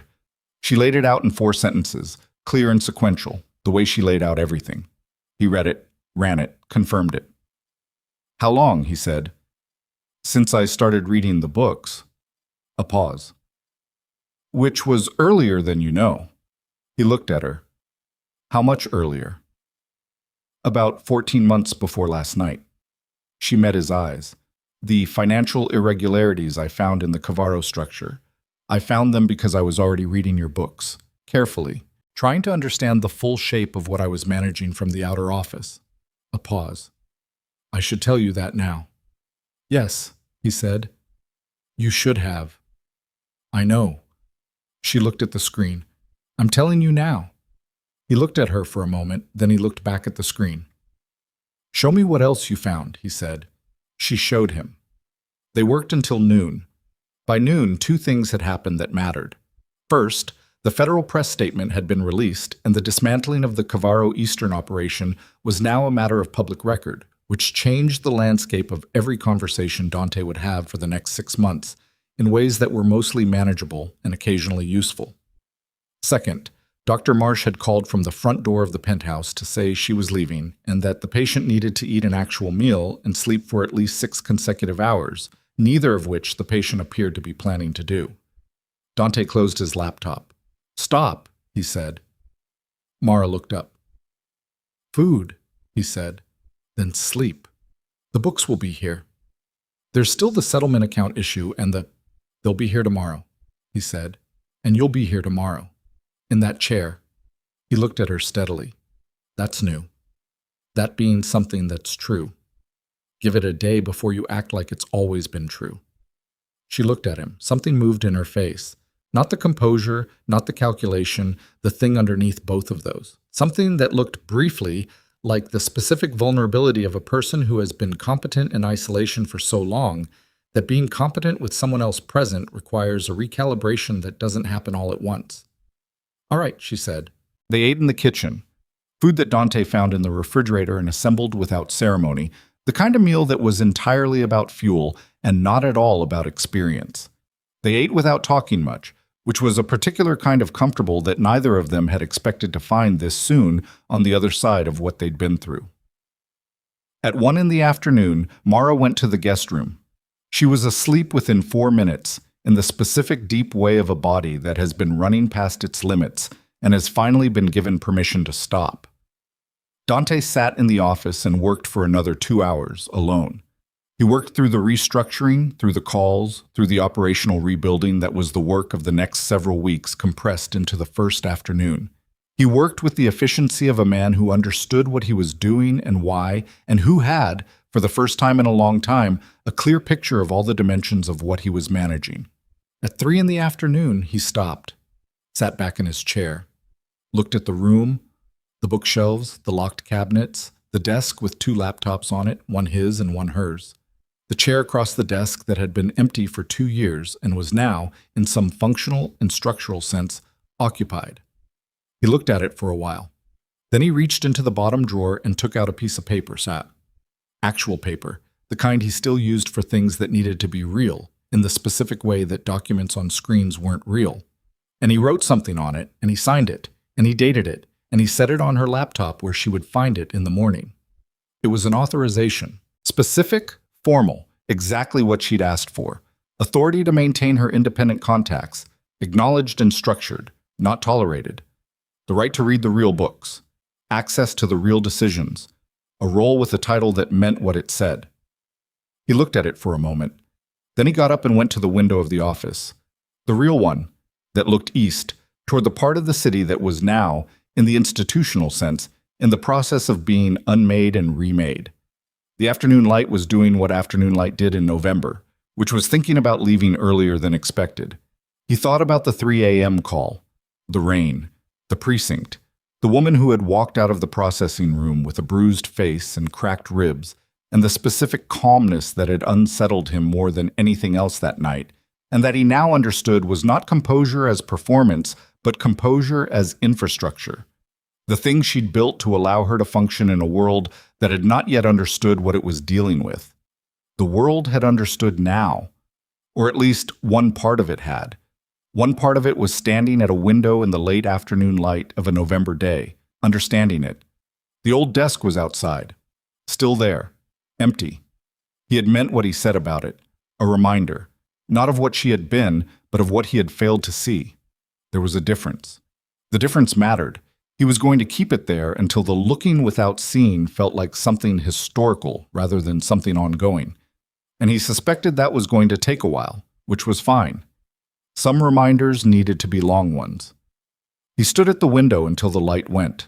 Then he turned from it and went back to the desk and picked up the work again, and the city outside the window continued its mechanical and indifferent and necessary operations, and the night, a different night, the night after, the ordinary night, began. In the guest room, Mara Voss slept. In the morning, she would wake and find the authorization on her laptop and read it with the specific quality of attention she brought to every document, careful, thorough, looking for the gap between what the words said and what they meant. She would find no gap. She would fold it once and put it in the interior pocket of her jacket, the one closest to the body, the one reserved for things that needed to be kept. And then she would come into the office, to the chair that was hers now, and she would open the laptop and she would work. The desk outside would stay where it was. The door would stay locked. And the reason the door stayed locked would be sitting inside it, at a desk with 2 laptops and a window that looked east, doing the work that the city required and that she had always been built to do. It was enough. It was, at last, exactly enough.